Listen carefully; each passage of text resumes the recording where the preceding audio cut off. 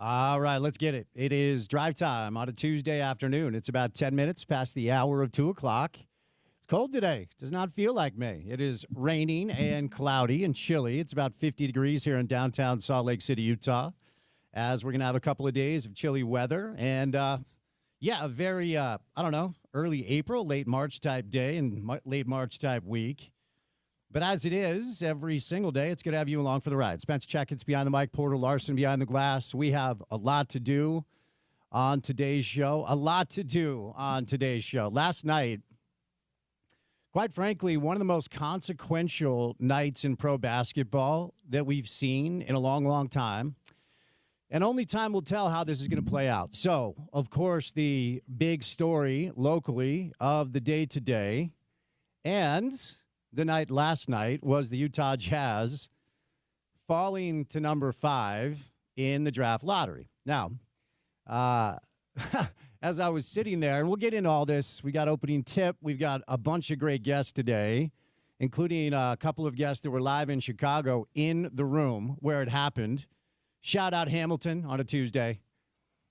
It's not rigged, okay? It's just not. It's not. It sucks, but it's not rigged. So we'll get into it. But I think the last thing I said before we signed off last night, right before 5 o'clock, so we could bring you the lottery live, was worst case scenario is simply the Jazz falling to 5. Because I think most people believe it's a four-player draft at the top, one tier with 4 players. Now, we're going to get into why that could be total nonsense. And we're going to try to bring some levity and some calmness and some optimism to the market today after a night that felt like a gut punch. There's no other way around it. I guess Ryan Smith went on a run and let out a primal scream as the sun was rising over the Wasatch Mountain. Did you do that too, Porter? Yeah, I just wanted to step in there and let you know. So you went on a run this morning, and as the sun was rising over the mountains, you also let out a primal roar? Every morning, though. That's the difference between Ryan and I. Okay, so Porter does that every day, but apparently Ryan letting out some steam. Look, we'll get into it. We'll talk about some players the Jazz could look at. We'll talk about what this could mean for the NBA big picture. So if you're Adam Silver, you're actually pretty pleased with how this went down because everybody is talking about your league today. So we'll get into it, and then, of course, we will talk about – and look, I'm a Knicks fan. That was probably the biggest win that the New York Knicks have had in 25 years. Mike Breen said it himself on the broadcast. But I got to say, man, I love Jason Tatum. I don't care who he plays for, and that sucks. We're waiting word on what the MRI will reveal. And I'm not one of those guys that pretends I'm a doctor on air, so I'm not even going to go there. I think we all know what it looked like. And the fear is out there that this could be pretty catastrophic. So we'll get to it. We'll talk about some of the games that went down last night. We'll talk about what could go down tonight. We'll preview tonight's action. Anthony Edwards really woke up in the second half, and the Warriors looked like they're cooked. There is word out of Golden State that they're going to try to get Steph back for Game 5 in Minneapolis to hopefully get back. Hopefully get that back down to Golden State to give them a chance. But 13 teams in the history of pro basketball have come back from a 3-1 deficit, so it looks like Golden State's cooked. I'm not ready to say the Knicks are going to win the series. I'll tell you why a little bit later on. And tonight, we'll see if the Cavs can get back into it. Donovan Mitchell is a game-time decision. The Pacers are going to try to put away the Cavs at Rocket Arena in Cleveland, Ohio. And then what should be a knockdown, drag-out, heavyweight NBA matchup, the Denver Nuggets are in Oklahoma City at Paycom to take on the OKC Thunder. So we'll get to some of the NBA storylines. And, yeah, of course, we'll talk some draft. We'll talk some big picture Jazz and what could, what it could mean. And we'll talk about, basically what the mocks look like and what most people believe the Jazz are going to do at number 5. So a lot to do on a chaotic Tuesday afternoon edition of the program. Our first guest right out of the gates is going to be Andy Larson, who covers the Utah Jazz for the Salt Lake Tribune. Andy was in the Sacred Walls in Chicago, where the NBA draft lottery was held. So we'll see what Andy has to say about all these accusations about script writing in the NBA. How dare you? NBA basketball. We'll get Andy's take. And then Tim McMahon stops by. Of course, Tim covers the Jazz. Well, he covers the Jazz sometimes. Hasn't covered the Jazz much as of late. But Covers the Mavericks. Decent day to talk to him about the Mavericks, who won the NBA draft lottery despite a 1.8% chance of doing so.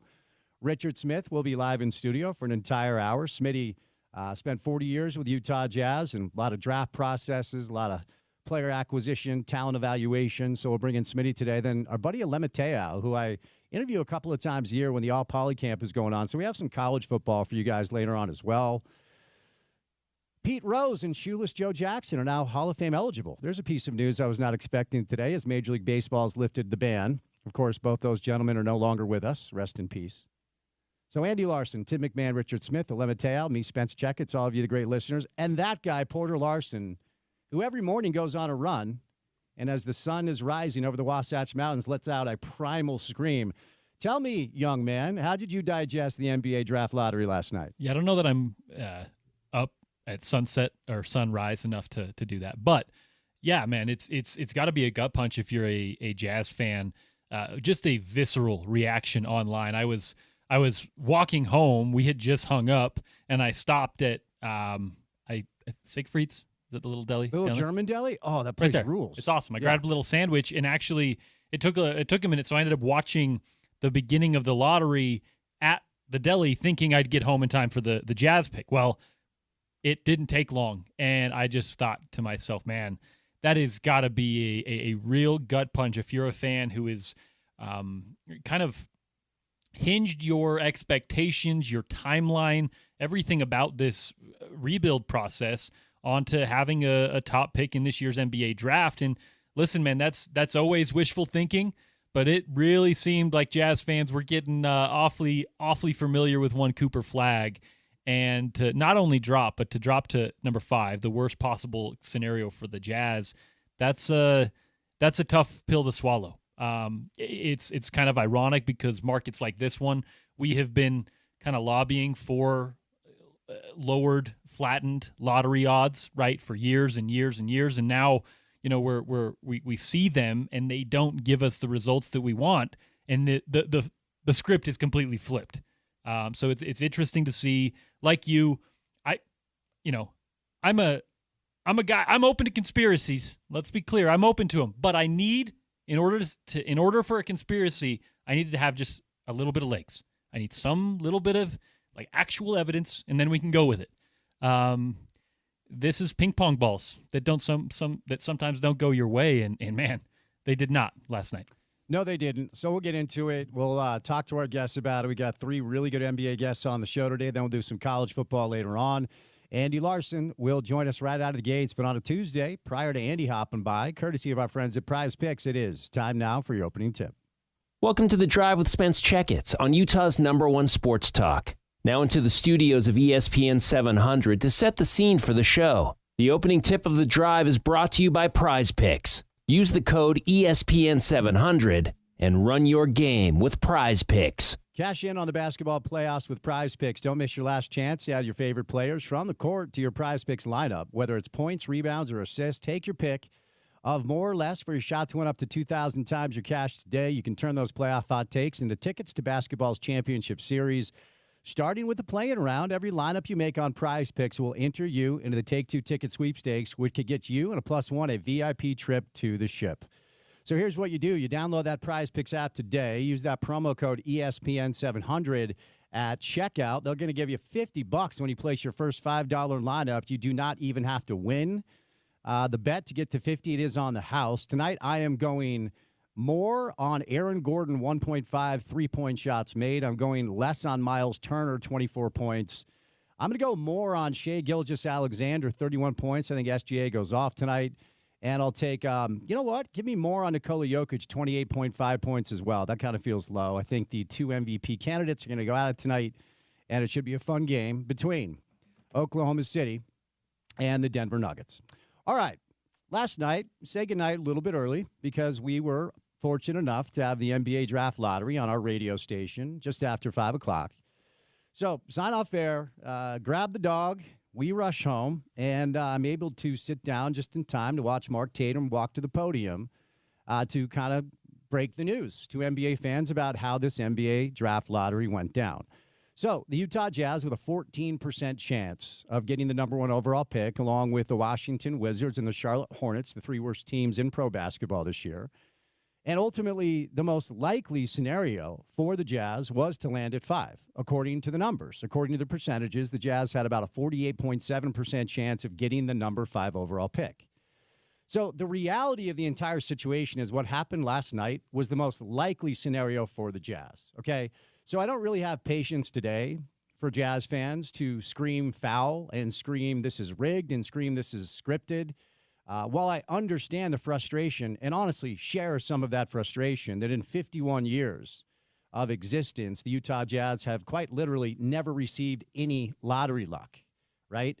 The Jazz have moved up. They've had opportunities to move up. Enes Kanter comes to mind. Darren Williams comes to mind. But the Jazz are now one of 5, I think it's 5 or 6 NBA franchises that have never had the number 1 overall pick. But the ultimate explanation here, the bottom line, okay? So what we're going to do today to explain this is simply go back to the Occam razor theory, which is among competing hypotheses, the simplest one is generally the best. If you have 2 competing ideas to explain the same phenomenon, you should prefer the simpler one. And the simpler one is the one that's real, whether you like it or not. And that is, it is a lottery, it is a raffle, and it is completely up to chance, and that's all it is. The NBA lottery system is not rigged. It's not, okay? Now, does that mean that there are not a few dynamics that have occurred throughout the NBA lottery that aren't a bit uncomfortable and even a bit, okay, like there's something that doesn't smell right here? I'm not denying that at all. And the fact that the Dallas Mavericks moved off of Luka Doncic and are simply just getting the next superstar in their back pocket without ever really even making the attempt to be in the right spot to do that, I understand why that doesn't land well. Certainly with Jazz fans or Wizards fans or Hornets fans, the 3 teams with the best chance of moving up to grab number 1 overall. I get that, okay? There have been things that have happened in the past with the Pelicans getting the number 1 overall pick after Chris Paul left, the Cavs getting the number 1 overall pick after LeBron left. Okay, I get all that, right? And I'm not even saying it's wrong. And I'm not even saying I entirely disagree. There's something about some of these scenarios that are a little bit uncomfortable. But the bottom line is we just live in a society right now that when something doesn't go your way, you either claim that it's rigged or people are cheating or it was taken from you. Okay, whether it is elections, whether it's lack of trust in our institutions. If it doesn't go your way, suddenly the fix is in. Suddenly it's rigged. It is a lottery. And the Jazz had a 14% chance of getting the number 1 overall pick. Let's be real. That's not a great percentage because what Adam Silver decided to do, love it or hate it, and this is where I tend to have a little bit of an issue with the way the league has handled this. In 2019, Adam Silver and the league office decided to flatten the lottery odds. Okay, so now we have 6 different data points and examples of how this stuff goes down. And do you know how many times the worst team in pro basketball has received the number 1 overall pick since the odds have been flattened? The answer is 0, not one time. Last year, the Hawks, 3.3% chance of getting number 1. They did. Where were you last year crying a foul? Because it was Atlanta and it was Zachary Richachet? Like, it doesn't change the dynamic that it's a lottery. Have you ever played the lottery? Drive across the border to Idaho or whatever, you drop $100 on some tickets and you lose. Do you claim it's rigged or do you understand the risk that you're taking? I mean, the reaction today is kind of like you hear all those office pools where a bunch of people in the same office chip in a couple $100 to buy a bunch of lottery tickets. And it's like, you know, let's say you and a group of, I don't know, we'll use 14. You and a group of 14 people decide you're all going to play the lottery, okay? So you drive up to Idaho, Wyoming, wherever it's legal, closest, and all of you drop a couple $100 on lottery tickets. And your richest friend is the one who wins the lottery. Is it rigged or did the right numbers just pop up randomly because that's the way lotteries work? Like, we will Occam razor this thing today. The simplest explanation is usually the right one. And the bottom line is the wrong ping pong balls popped up for the Jazz last night and the right ping pong balls popped up for the Dallas Mavericks. Is that uncomfortable? Yeah, for sure. Does it suck? It does. And I was pulling for the Jazz to grab at least number 2, if not number 1 overall, to get Cooper Flagg or Dylan Harper and jumpstart this thing. Because if we're honest, it's been 3 years of mediocrity at best and pathetic play at times at worst. And it makes it really hard to be engaged, to give a rip about what they're doing. But the message Adam Silver sent the league, love it or hate it, is we don't want you to tank. We know what tanking does to fan bases. We know what tanking does to communities. We know what tanking does to players and coaches. We don't want you to do that, so we're not going to do what the NFL does and simply reverse it, inverse standings to reward the worst team. We're not going to do that because we want you to make the best effort possible, put your best foot forward to try to build the best team you can.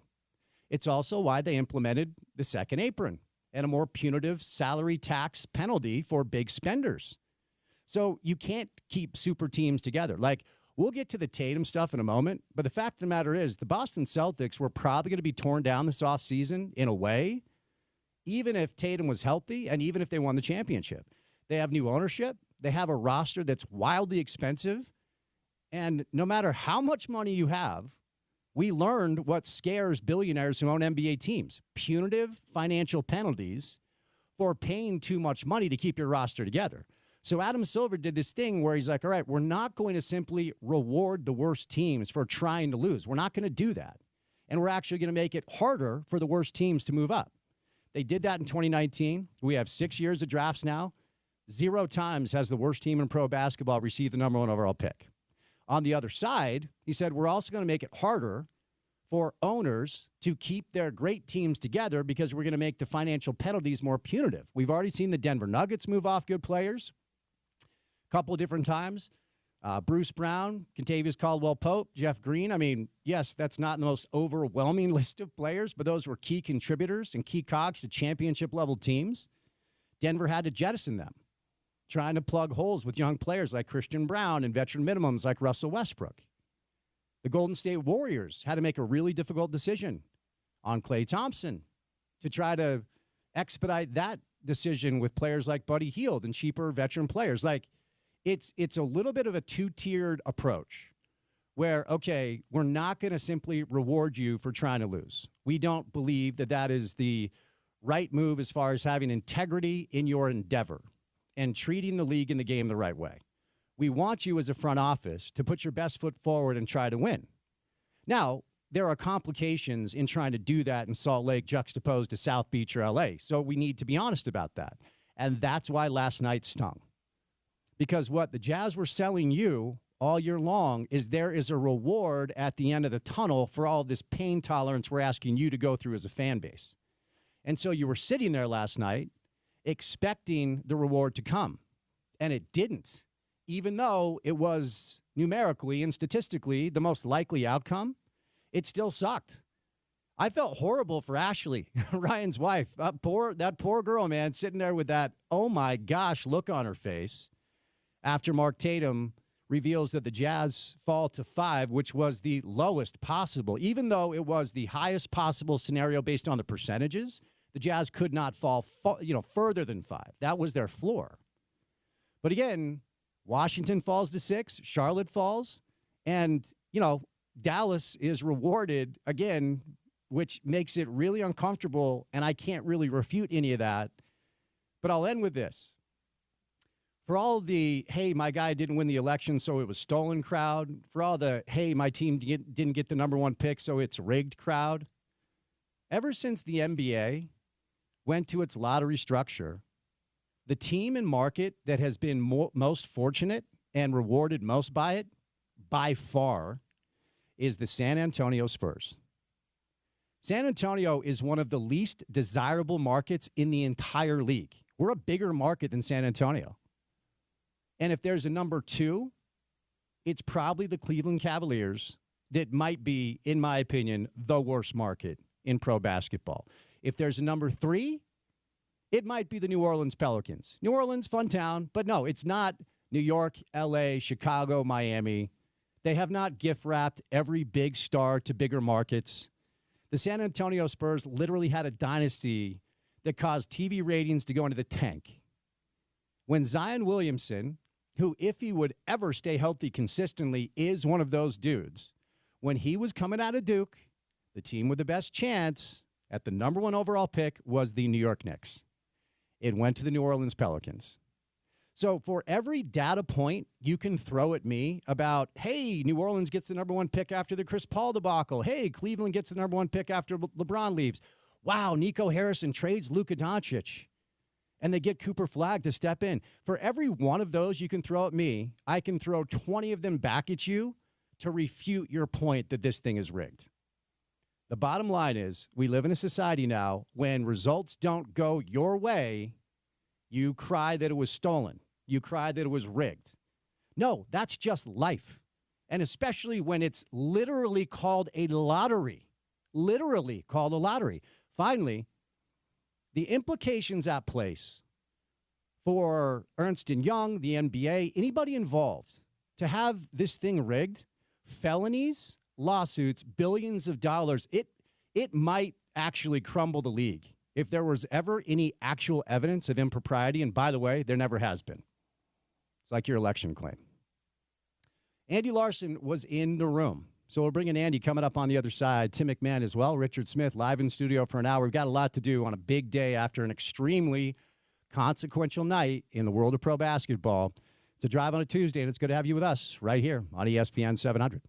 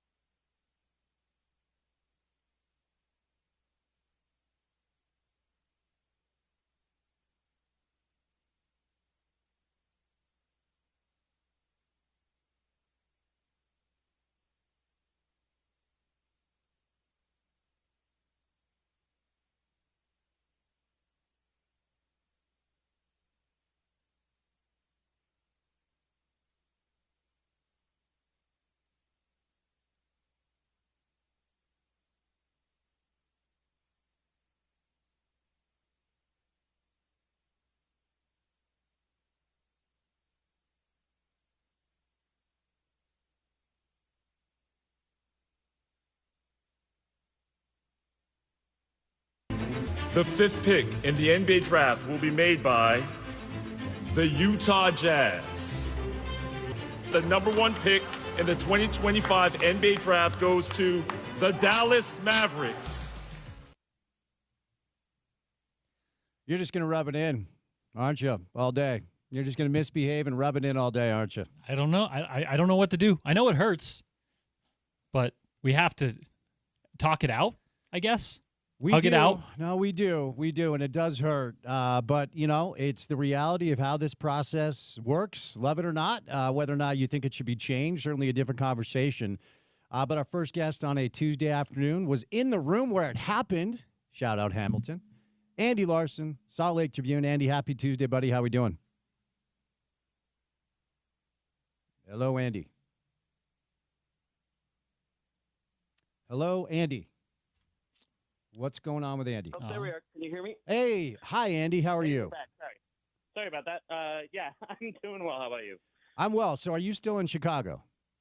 I am, yeah. You are? I'll be here. They do the media availability tomorrow with all the players here at the Combine, so we'll get the chance to talk to everyone kind of in the Jazz's range, along with BYU's Jake Ordeman, and then head back Thursday. All right, Andy. So I'm just going to ask you to respond to folks, and we just simply live in a time where if a result doesn't go your way, or if you don't understand why something is the way it is, the easy thing to do is yell that it's rigged or it was stolen or it was taken from you. And the reality is where the Jazz landed last night was the most, the chances were the highest that the Jazz were going to land where they did. Now, I know it stings, but for all of the, hey, this is rigged and the fix is in crowd, what do you have to say?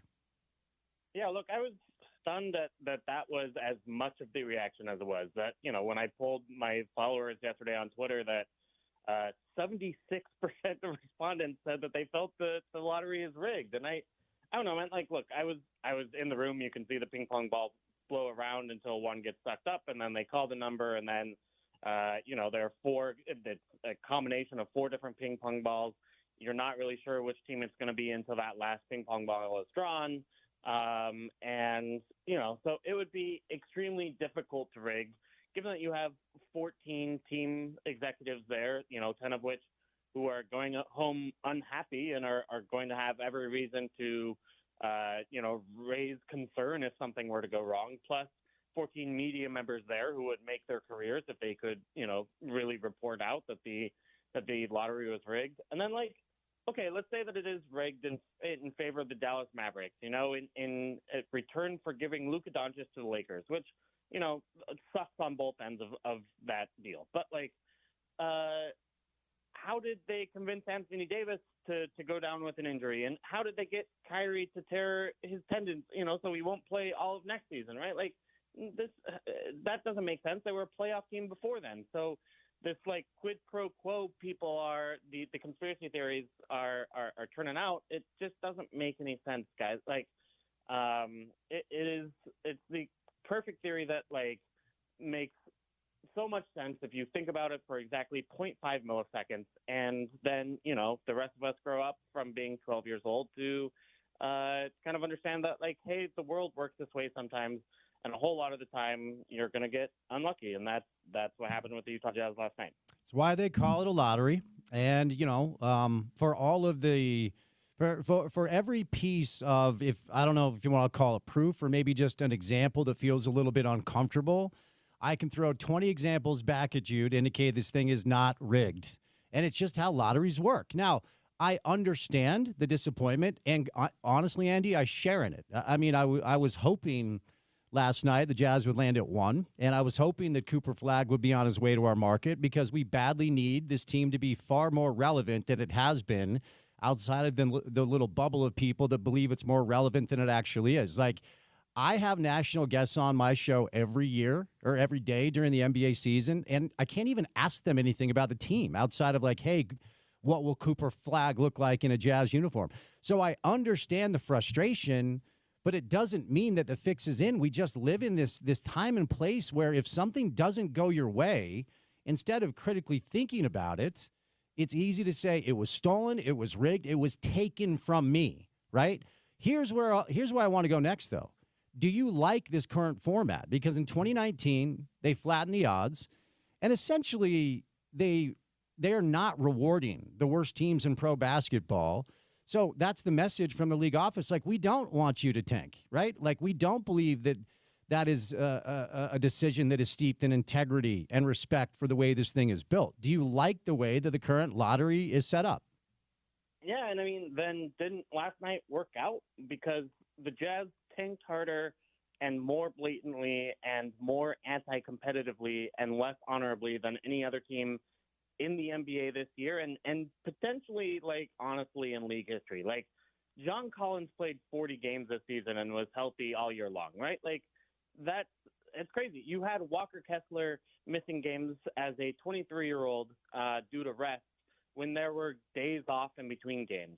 You had him shooting 5 threes a game, even though you knew that he can't shoot threes, right? Even though he is a 50% free throw shooter, you were kind of hoping that, hey, let's go ahead and see how many threes Walker can shoot. And, in fact, made him run in practice when he didn't get up at least 5 a game. Like, come on. Like, you know, the idea, yes, this went badly for the Jazz, but from a league perspective, like, if your number one priority is preventing teams from tanking, then this is absolutely what you want. I think there's a conversation to be had on, do you want teams to tank less than you want them to reward them with the number one overall selection or the best draft selections, right? Like, should the priority be parity to some extent, that you can cycle these teams out of the bottom, get them higher into contention windows more quickly, and then all of a sudden, okay, it doesn't make any sense to flatten the lottery odds like they did in 2019. So I think, to me, honestly, that probably should be more of a priority than preventing tanking. But given that preventing tanking was seen as the league's number one issue in 2019 and is still seen as so important today, then what happened last night makes sense. Like, and it fits within that setup. It just totally depends on what your priorities are. As a result, look, the Jazz are going to be bad for the years to come. But, you know, what if the Jazz were in the league, you know, if they're in European soccer or whatever, a team without a draft, or a draft that does a league without a draft, a league where drafts don't matter, right? Like, then you just see teams stagnate at the top and at the bottom of the league. So, anyway, I think it's a totally fair conversation to have, and is a conversation, in fact, that the league's most powerful people are having at the Combine and in these Chicago hotel rooms as we speak. Well, and you know, ultimately, people around here today don't want to hear this, but for all the pushback and for all the flack that the NBA is taking today and that Adam Silver is taking today, last night was an absolute win for them, because it's going to make the offseason incredibly interesting for a league that loses a ton of its market share to pro football, quite frankly, in just a matter of 5 or 6 weeks. Last night was an absolute win for the NBA based on what they tried to accomplish by flattening those odds in 2019. It's going to bring attention, intrigue, probably going to bring a lot of moves, probably going to bring some trades, maybe even some big-time trades on draft night. So folks don't want to hear that today, because what it wasn't, Andy, was a win for the Jazz. And again, when it's not a win for your side, the easy thing to do without being a critical thinker is yell that it's rigged and that it's been stolen. The complicated thing, though, is what does this mean for roster construction in a city like Salt Lake for a team like the Jazz that, if we're honest, Andy, have not found franchise pillars that wanted to stay here longer than 7 or 8 years since John and Carl were here. And that's the reality. So what's next? What do they do? What do the Jazz do? What are the next steps? Yeah, I mean, you draft the best player you can at number 5. And look, I think there are probably 3 guys with like some kind of star upside at number 5. I don't think like it's a hopeless position to be. And I think you'd much rather be the Jazz at number 5 than the Wizards at number 6. And then, look, you can sell yourself on the, hey, you can always trade for Trae Young. You can always trade for Zion Williamson. And the Jazz have draft assets to do that. And, heck, maybe that makes sense. Maybe you give up on the tanking thing and just kind of go for it with that level of player.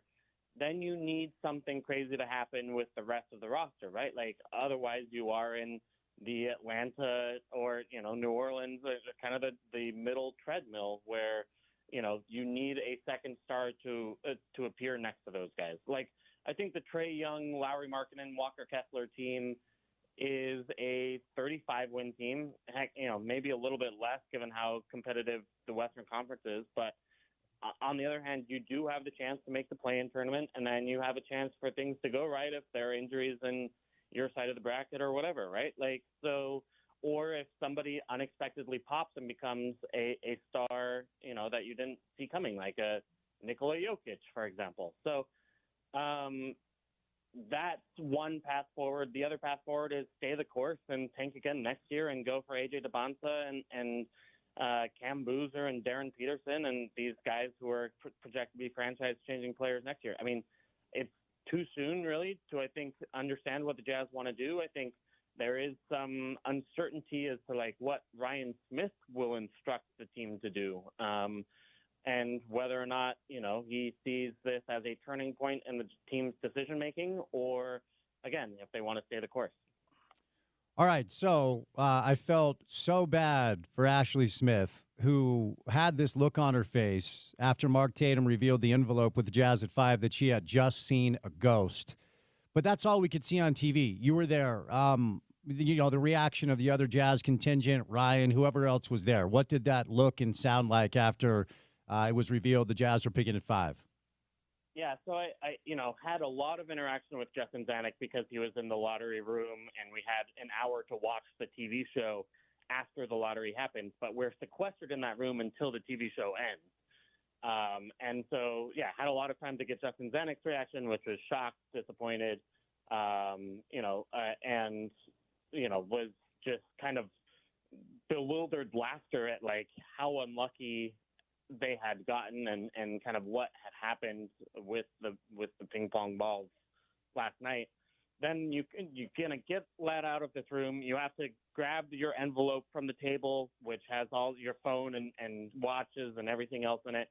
And then I run upstairs to the ballroom, and as I run out, it's Ryan Smith walking out with his family, like clearly just stunned, devastated. Like he gave me just a shake of his head, like he was distraught, I think is the right word to say, as was just leaving that room as quickly as possible where the TV studio, the filming happened. And then, saw Will Hardy for a second, who, just, again, was kind of disappointed, more silent rather than anything else. Never saw Danny Ainge. And then after that, followed Justin Zanuck back to a hotel suite where we did the post-media availability kind of on the record. So, that's kind of what I experienced last night in terms of running into those guys. I've seen a couple of them today at the draft combine itself, but there's an understanding that yes, we prepared for worst case scenario, but we were really hoping best case scenario, or at least an okay case scenario happened last night, and worst case scenario struck, and it means that this starts all over again and is it's not a great place to be as a franchise. They know that. All right, so let's dig into the number 5 pick. And I suppose it depends on who you read, who you listen to. The Athletics got a couple of guys that do a really good job. Gavoni over at ESPN has been pretty steadfast that his belief is that there are 4 players in order, and I don't think he's changed this order once, and he didn't change it today, that are franchise-changing pieces. And this is according to Gavoni, because to your point, Andy, you can find franchise-changing pieces at 42 or wherever Jokic went, and I can't help but think about the draft process for Stephen Curry, who literally was a generational changer. I think he went 7. So Cooper Flagg at 1, and then Dylan Harper at 2. We'll see what San Antonio does. So like I said, if you're the NBA, last night was a win because there's going to be a lot of intrigue about some of these moves. Ace Bailey at 3. This is Gavoni. VJ Edgecombe at 4. Then he has the Jazz taking Jeremiah Fears, a point guard out of Oklahoma. Trey Johnson, who can really shoot it from Texas, will be there. And then you get into, I get the Jazz fan frustration. We're like, wait a second, we just lost almost 70 games, and Con Knippel might be the prize, due respect. But best case scenario at 5, Andy, in your opinion, sounds like what? I've honestly got to look at these guys and make a firm decision for kind of myself on who's best. I've watched a decent amount of film and trying to understand, and honestly, some of that process is going to be talking to them tomorrow and learning more about their personalities. So Ace Bailey, right? Is a tremendous shooter, shot 46% on mid-range shots last year, which is awesome. To make that many of your tough mid-range shots is star level. And then it's okay, but why did you take 200 mid-rangers last year? And why were you not able to get to the rim more often or the free throw line more often? And why are your turnover numbers this bad? And, ultimately, do you think that you have to be Carmelo Anthony in order to succeed in the NBA? Or are you willing to work on your role player skills? Are you willing to use your length and athleticism to block shots and defend and move the ball and be part of the good offense rather than just the offense? I'm excited to learn about those things when we get the chance to talk to him tomorrow. VJ Edgecombe is a better pick by a lot of draft model. If you just look at the statistical analysis models, Daryl Morey in Philadelphia is going to care a lot about. But he's also, just 6'4" and did not have great shooting numbers in his freshman year. On the other hand, his block and steal numbers are terrific, and he also was a terrific dunker. So the athleticism is really popping kind of on both ends of the floor. So that's nice. And then, I think probably those two guys are taken number 3 and number 4, and then you're left with Trey Johnson, a good shooter. Does he do the other things you need in order to win? Does he defend? Does he play make as well as he needs to? I think that's a real question. I think there's a real chance that he's pretty Buddy Hieldy in the NBA. And then Jeremiah Fears, who is a tiny point guard, but is as dynamic as it gets and put up some really awesome stats in his freshman year. Our guy, Jason Patacchio, and this should not be trusted at all, is a huge Oklahoma, is an Oklahoma Sooner, went to OU daily guy. He says he's Kyrie Irving. And I'm like, dude, no, he's not. But, can, best case, he be De'Aaron Foxy? Okay, maybe all of a sudden I can start to see it. So, look, this is the first top 5 pick. This is the spin Justin Zanuck gave yesterday, but it's true. This is the first top 5 pick the Jazz have had since 2014. And you are going to get a higher caliber prospect at number 5 than you were at number 9 or number 10 when you were drafting Taylor Hendricks or Cody Williams. So, as I alluded to and talked about this off the top today, as a result of how this went down last night, there's a tremendous possibility for a lot of movement. A lot of players could be available. We already know that, according to Shams, Giannis is open to being moved. By the way, it's now been verified Jason Tatum did rupture his Achilles. So he's going to be out, obviously, for at least a year, and we'll see how he comes back. But, when you look at the situation in Boston, new ownership group, second apron team, awesome, but really expensive.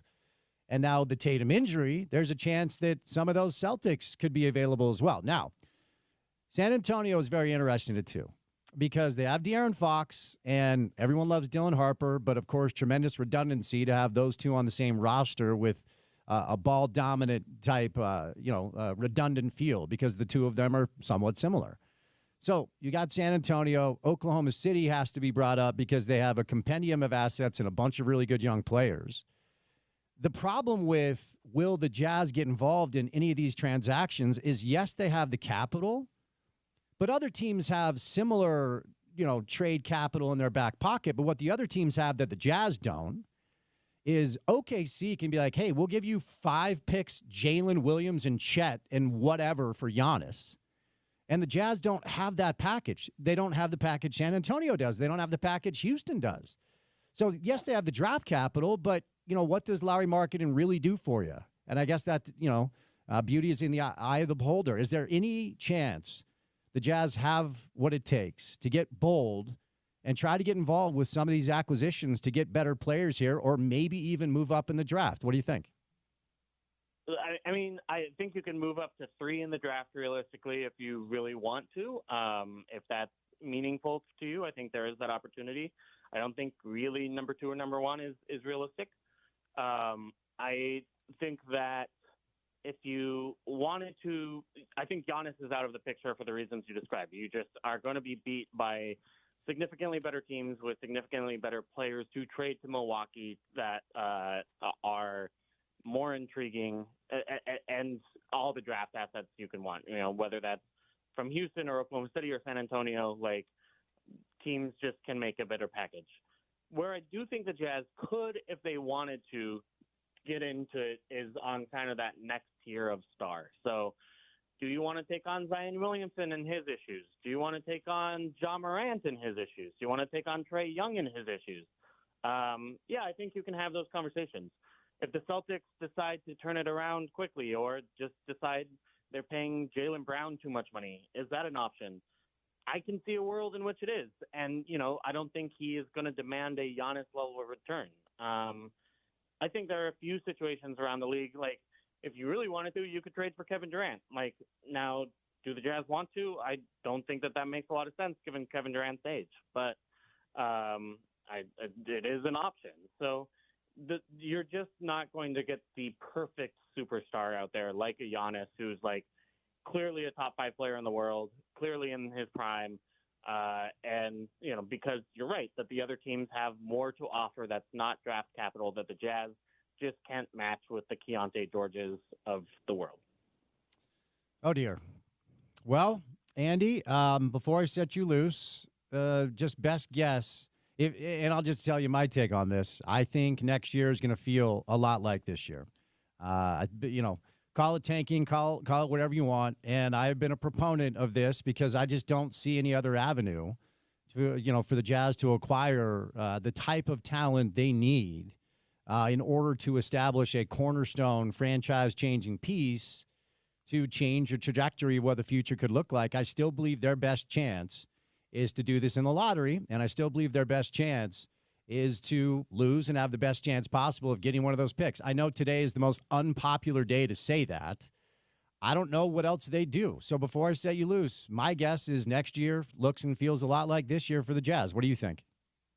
Yeah, I kind of agree. And I mean, the thing about the lottery being when it is that you have a month and a week between now and the actual NBA draft, I guess 6 weeks, to make decisions and to slow down and not react emotionally to what happened yesterday. And, I think there is an absolute temptation today that, hey, you should change what the plan is, right? Like change the process, try to be competitive, and go in the Atlanta and Chicago route, which, hey, will make games more interesting next year and be a lot more fun.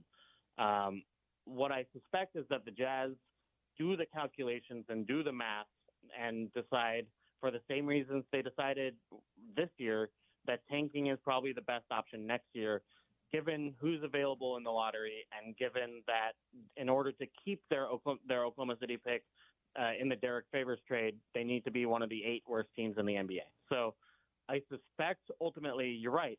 They just stay with the status quo, even though it feels like such a dumb thing to do right now.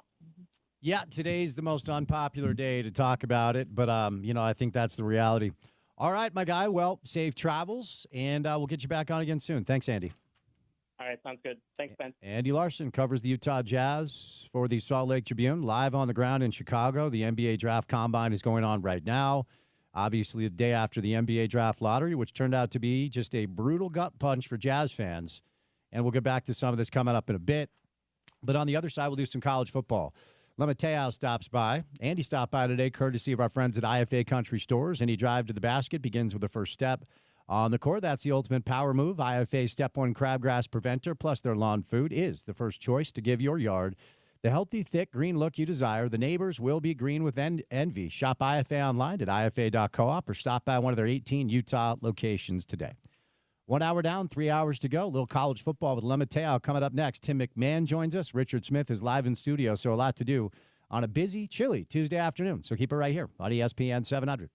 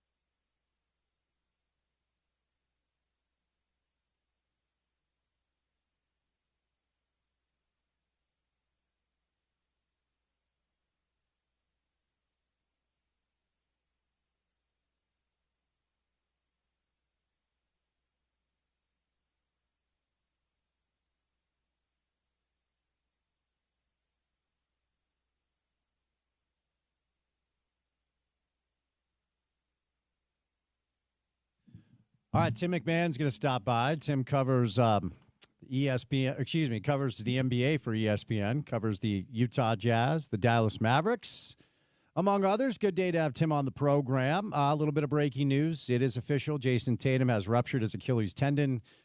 He already had surgery, so the recovery process begins now. Just horrible news for a really, really good player who just entered his prime. Don't forget, Richard Smith stops by live in studio for an entire hour. Smitty spent 40 years with the Utah Jazz. But let's bring in my buddy Alema Mateo, who stops by to talk about the All Poly Sports Camp coming up. Alema, happy Tuesday, man. How you doing? Hey, doing fine. Thanks for having me. Appreciate the time. So it's kind of your time of year as we're approaching the All Poly Camp, and I've been interviewing you, I don't know, I feel like once a year for a long, long time. So just for our listeners who are unfamiliar, tell us about it. What do you want our listeners to know from like a macro viewpoint about All Poly Sports? So right now we're rated the #1 contact camp in the country, non-institutional camps by the College Coaches of America. We're excited about that. We're going on 27 years, and we've had the opportunity of, witnessing some great players come through and also see the elevation of high school football here in the great state of Utah. So, Alema, let's get some dates and locations. When are the actual camps going down, and where are they going to be? Our Rising Start camp will be June 17th, and our College Prospect camp is going to be June 18th. Both will be held at the Lone Peak Park here in Sandy.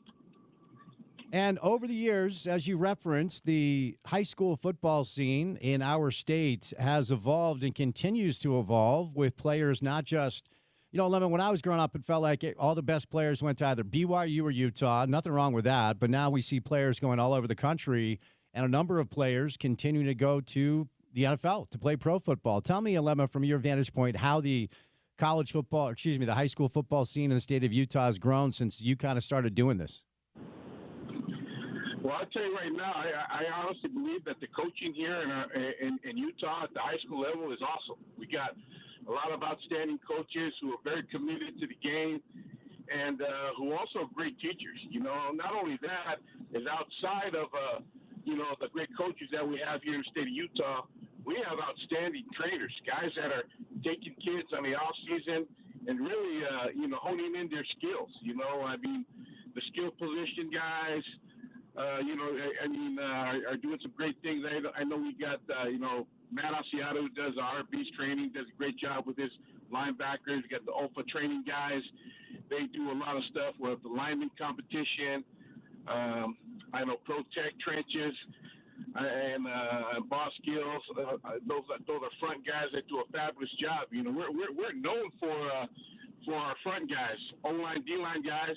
But people underestimate the fact that we've had great quarterbacks come through the state of Utah as well. I think this year we got three of the best quarterbacks in the country at the high school level with the Kasumba kid at Corner Canyon.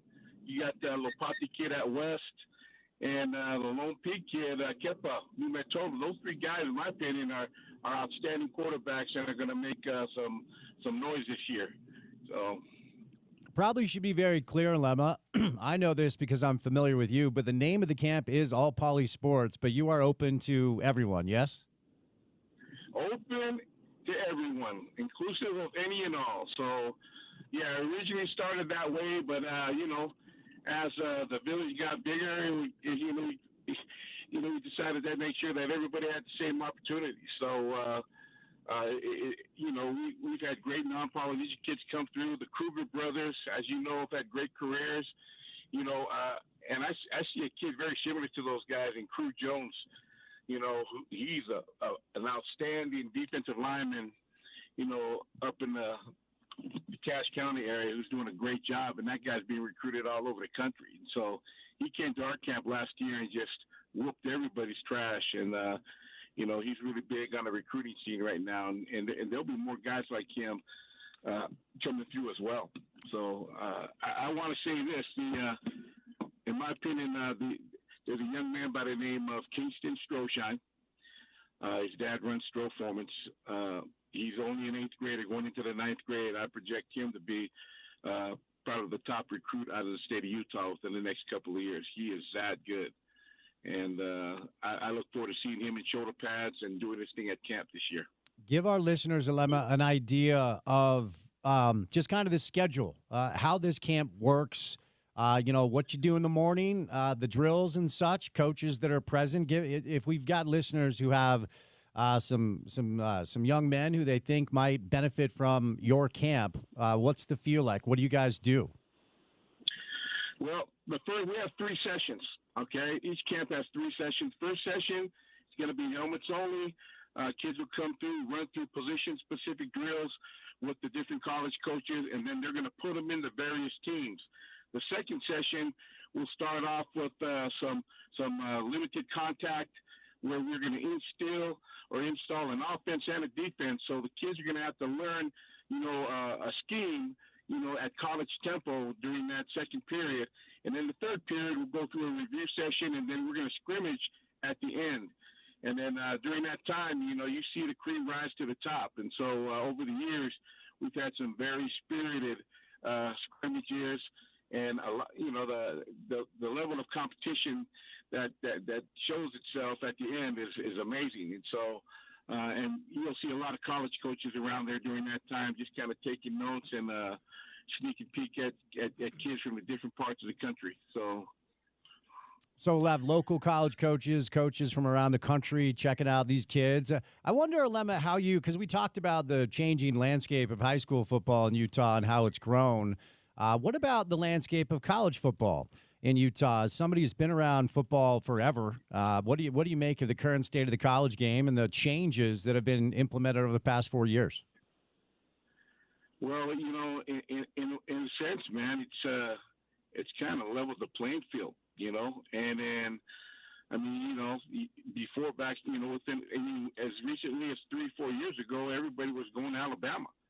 Now that's not the case anymore. The dollar has taken over the game. It's unfortunate because, you don't have the stability of the roster, from year to year. 10 years ago, you knew if you signed somewhere, the chances are you're going to be there for 4 to 5 years. Now the projection is, man, the average guy is going to transfer 2 times, which is unfortunate. Because they don't get that growth or that experience, in one program. And so, it's basically professional football now, in all sense of the word. They're following the NFL model. Everybody's got a GM now instead of a DFO, and those guys got to manage the roster. And obviously they're paying the players now. So, and then what I'm finding out, the word I'm getting from a lot of the college coaches that I deal with is, everybody's more concerned with the NIL deal versus what kind of education can I get, or how can you develop me as a football player, which is, the sad thing now is, I meet every year with a lot of the college guys and a lot of the recruiting coordinators at a convention. And this year it was basically like, we just don't have the time to develop players anymore. So we got to recruit guys who can come in now. That means, only the top tier high school players are going to be able to get a shot to get that D1 scholarship. So it's different. There's a plus and a minus. And so everybody's just going to have to adjust to it. So from a low, my take. Oh yeah, no, great. Now let me move over here, because from a local standpoint, we're broadcasting a mile away from Rice Eccles, and we're the home of the Utes, and have a good relationship with all the BYU guys as well. Hell, half of them coached here anyway. So how do you feel, Alema, that Kyle and Kalani are positioned to make sure that they continue on the right path to make sure that BYU and Utah football can keep having success? I know this. They're always going to have access to good players. The problem isn't within BYU or Utah itself. Is the outside guys that are run interference, with their best players. There's predators out there that are going to go after their best players. And that, to me, is probably going to be the hardest thing to do for our local schools is how do you keep those guys away from our best players? That's a tough job moving forward, because no matter what the NCAA says, hey, man, an outside source is going to come in and say, "Hey, man, meet me at McDonald's. I got a brown bag for you," and that's the end of the story. You're gone. So that's the biggest problem I see, and that's gonna hurt them. Is both institutions do a great job recruiting and developing players, and even taking players that are not even rated and turning them into 4 or 5 star level players. But can they keep those guys on the roster? That's the tough part. Yeah. I mean, that's kind of where my head is at. I mean, because as you know, Kyle's best teams, certainly if you go back to Sugar Bowl, you go back to Pac-12 championships, like, the deal, like the ethos is we will develop you. And, if you're not ready to play right out of the gates, give us some time, put in the work, do what we ask you to do. And then when you're a 3rd, 4th, 5th year guy, you'll be ready to roll, and so will we. I mean, that's kind of always been the deal. Is that type of model sustainable, Alema, in modern-day college football? Jeez, and honestly, I don't like the direction that college football is taking, and it's not. I don't think it's sustainable. In my opinion, just because you can't. I mean, you can't. If you can't keep your best players, how do you expect to be good year in and year out? When you know that, I just signed a 5-star D lineman or O lineman or whatever, knowing that, hey, if I don't give this guy enough playing time his freshman year, he's gone. And if he's not happy with the offense, shoot, he's gone. So there's so many variables that are going to attack the game. I think it really, to me, it handcuffs the coaches, on how they can do their job. They're expected to go out and recruit the best players they possibly can. At the same time, try to help these guys create these NIL deals and then keep them happy. I mean, but then when you try to do that, shoot, what happens to the Plan B guys that are your backup guys? They get left behind. So, man, in the NFL, you can do that. That's just part of the game. But to try to do that at the college level, I think it hurts the game. My personal opinion. Tell me if you've noticed, as you're working with these young players, a difference in the attitude, a difference in the approach of both the players and I'll say the parents around them or the groups around them. Now that there's so much money at stake, Alema, and money immediately, not money in 4 or 5 years when they make the NFL. Now that these young men can make hundreds of thousands of dollars, if not more, as an 18-year-old freshman, have you noticed a change in kind of the attitude of the young kids and the people around them that you work with every year? Well, I'm telling you right now, the difference is this. I mean, when I was 16, 15, 16, I was just happy to be hanging out with my guys, playing ball in the park, just doing fun things, Now, hey, guys at 15 are getting financial planners, I mean, if you're that good of a player, you're going to have to start, looking for the right kind of legal advice, the right kind of financial planner. People are starting to prep you for the next, 6 years of your life, I mean, and so, which in turn, I mean, parents are different now too. Parents all feel like, that, hey, my kid's going to be the guy. So, they're into the negotiation game as well. I mean, all the parents that are involved with the NIL stuff, the recruiting stuff, some of them get it, but a lot of them don't. And shoot, I think that hurts them. So the attitude of the kids have changed too.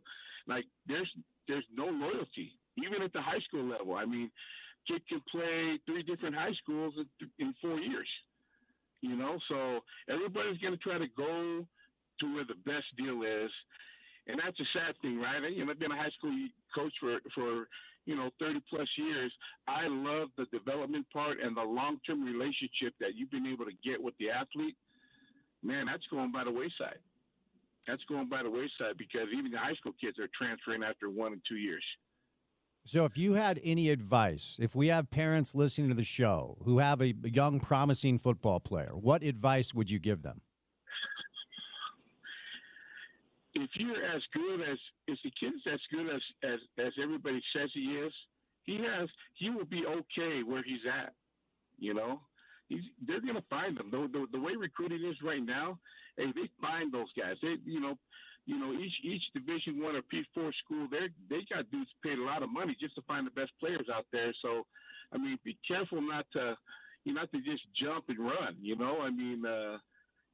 Develop. That's my thing. Develop and get better where you're at. Now if it's, obviously I can't speak for everybody, but geez, you're just telling people that hey, if things get hard, you're gonna up and go. So I don't know if that helps your recruiting that much too.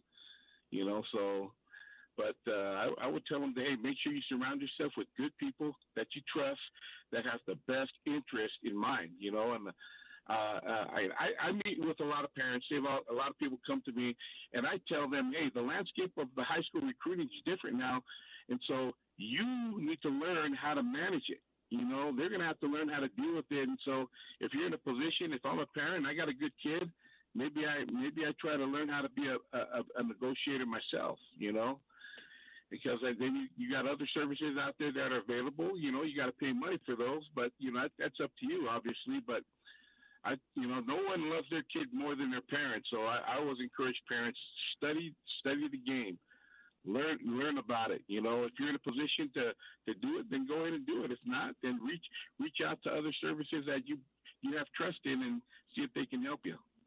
All right, Lemma, before I set you loose one more time, All Poly Sports Camp, tell us the dates, tell us the location, all the good stuff you want our listeners to know. The Rising Star Camp is going to be June 17th. Now, the one unique thing about the Rising Star Camp, going back to the recruiting conversation, is right now we got to target these kids as early as we possibly can. So we hope to identify some of the top players in the country in the grades 7, 8, and 9 at this year's camp. But that's going to be June 17th. June 18th is our college prospect camp.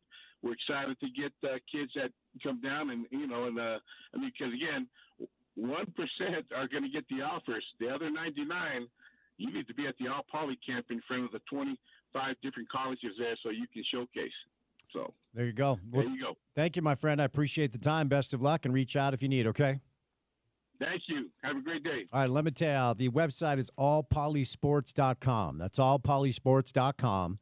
As Alema referenced, the dates, Rising Stars Camp will be June 17th at Lone Peak Park in Sandy. And then the College Prospects 2025 Camp the next day at June 28th, also at Lone Peak Park. You get deals with early registration. You know what? That has ended. Never mind. You still get deals right now as opposed to just walking up the day of the camp. So check it out. Allpolysports.com is the website where you can get all the information. All right, Tim McMahon is going to join us coming up next. Tim just released a piece on the Dallas Mavericks, according to Tim's sources, and Tim would know. Dallas will not be trading the number 1 overall pick, and they are going to draft themselves a young man named Cooper Flagg. Alema stops by today, courtesy of our friends at the Daybreak Home and Garden Show, which coming up May the 16th through the 18th. It's the ballpark at America First Square, 111111. That's a great address. Ballpark Drive in South Jordan. Check out thebesthomeshow.com is their website. So listen up, homeowners. Spring is in the air. The birds are chirping. The flowers are blooming. Is your home or backyard sanctuary ready to enjoy the coming season? Go check out the new Daybreak Home and Garden Show. Come to the ballpark at America First Square, May the 16th through the 18th. This new show will have something for every family member, so check it out. Vendors galore. Home, garden, and patio. Free games for the kids, free day seminars, and hourly free prizes. Come tour the exciting new tiny home from Box House and tour the new Bees Ballpark. You can get your tickets now. It's going to be the most exciting, fun, educational home show ever in Daybreak. Get tickets and information at thebesthomeshow.com, sponsored by our friends at Bullfrog Spas. All right, coming up next, a very consequential night in the world of pro basketball. We'll talk about what it means for the Jazz. We'll talk about what it means for big picture NBA stuff. Tim McMahon joins us. We still have Smitty live in studio for an entire hour. 40 years with Utah Jazz, so plenty to do on this chilly Tuesday afternoon. So keep it right here on ESPN 700.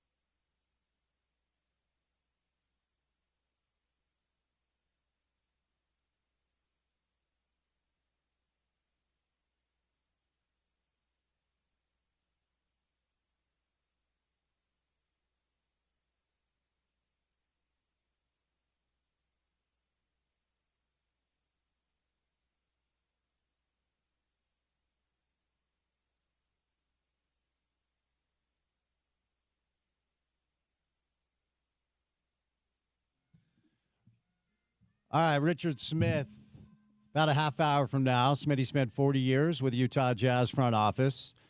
He's already here, and he is about to take me to task for my opinion last year that the Jazz were doing the right thing, tanking for their lottery luck. But our next guest, you know him, you love him, Tim McMahon, Tuesday afternoon. All right, Tim, the whole thing is rigged. The whole thing is fixed. The Jazz did the right thing. Yeah, they fell to 5. How are you, buddy? Howdy, partner. I know it's a gloomy day in Salt Lake City.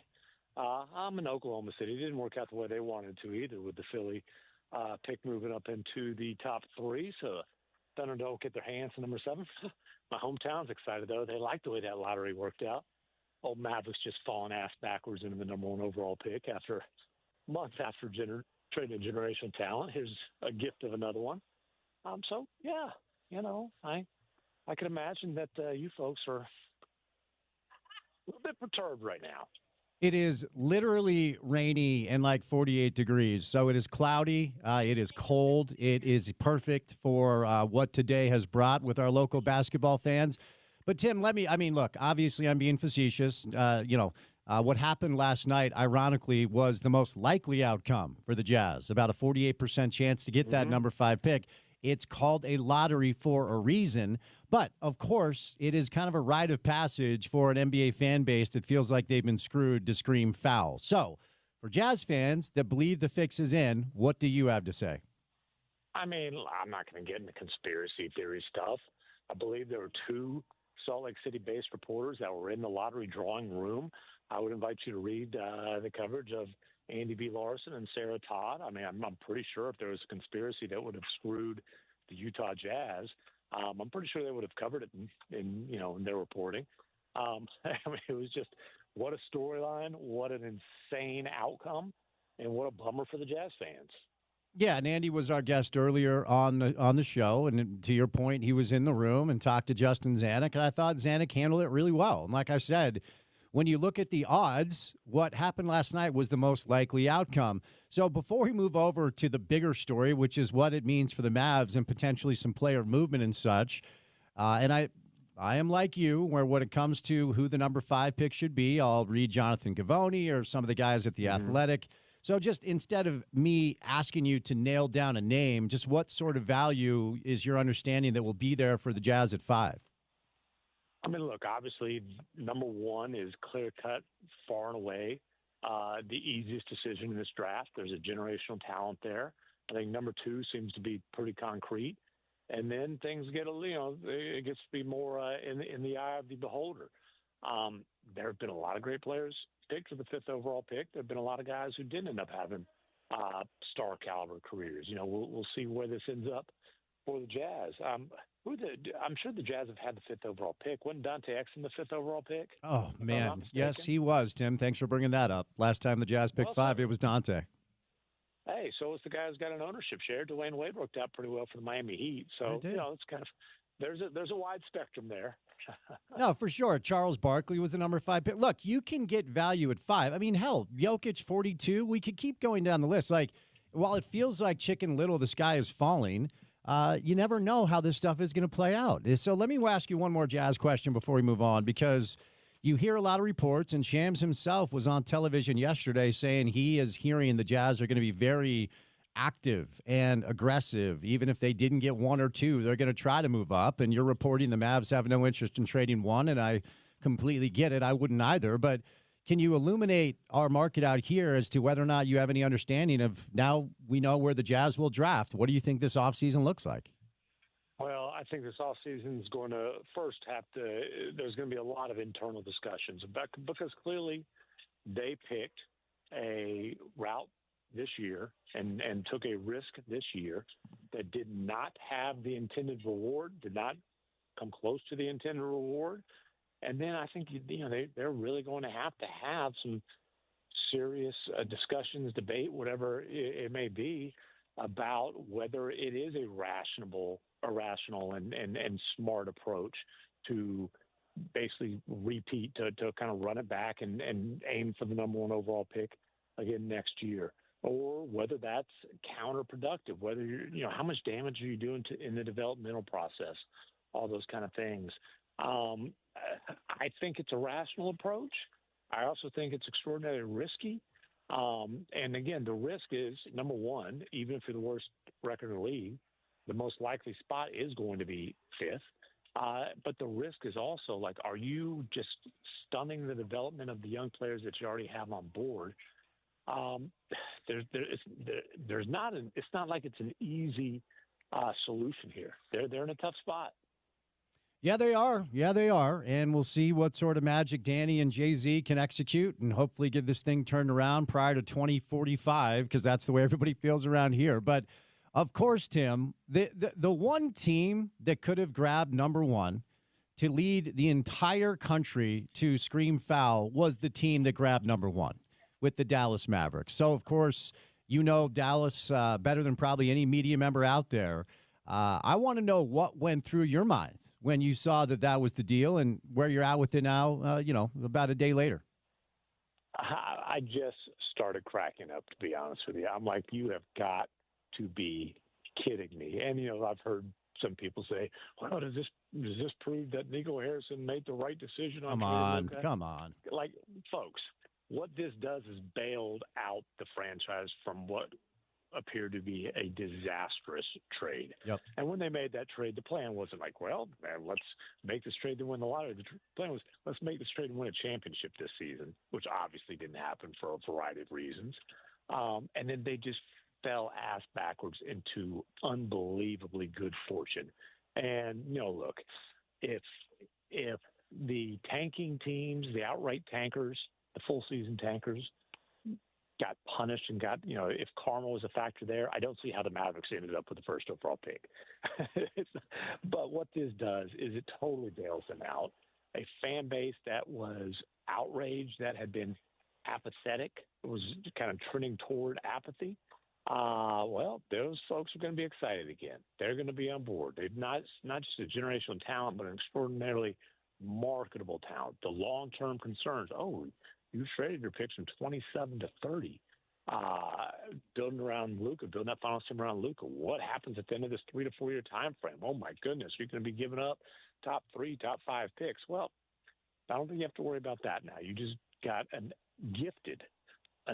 18-year-old generational talent that you can build around for, they hope the next 15, 20 years. And as you reported, because it was interesting – like I listened to your guy, Wendy, last night, and then watched some stuff on ESPN today, and there's a lot of speculation about what – and I called this earlier today. I called last night one of the most consequential nights literally in NBA history, and only time will tell. It's the Tatum injury. It's the Knicks getting a win. It's the lottery going down the way that it did. It's maybe Giannis is available. Maybe Boston breaks it down. We'll get to San Antonio at 2, but you're reporting Dallas is not going to move off of 1, and they are going to draft Cooper Flagg, yes? Yes. And, I'm not sure what Nico Harrison's thoughts are, to be honest with you, but I'm telling you that doesn't matter. Patrick Dumont, who just finished his first year as the Mavs governor, who had the thing blow up in his face, who was looking at bleeding money for the foreseeable future, is not going to entertain the thought of potentially trading this pick for 1 second. Cooper Flagg will be on the Dallas Mavericks. Again, this is a gift horse. They ain't looking it in the mouth. This solves their massive business woes. It certainly mitigates the long-term concerns of being out all those picks. Cooper Flagg will be in Dallas, 100%. And I know you referenced the portion of the interwebs that actually believe this was Nico Harrison playing chess, not checkers, which is beyond dumb. But let me ask you, are Mavs fans now in a place where they, don't want to show up at his house so he doesn't have to have security? Is this completely removing the heat from Nico Harrison as it pertains to the way Mavs fans are feeling today? I don't think that it solves his relationship with the fan base, but it does solve the will people show up to games next year? Will people tune in on TV to watch this team? Look, Nico, he put himself in a spot where he's going to be the guy who backstabbed Luka.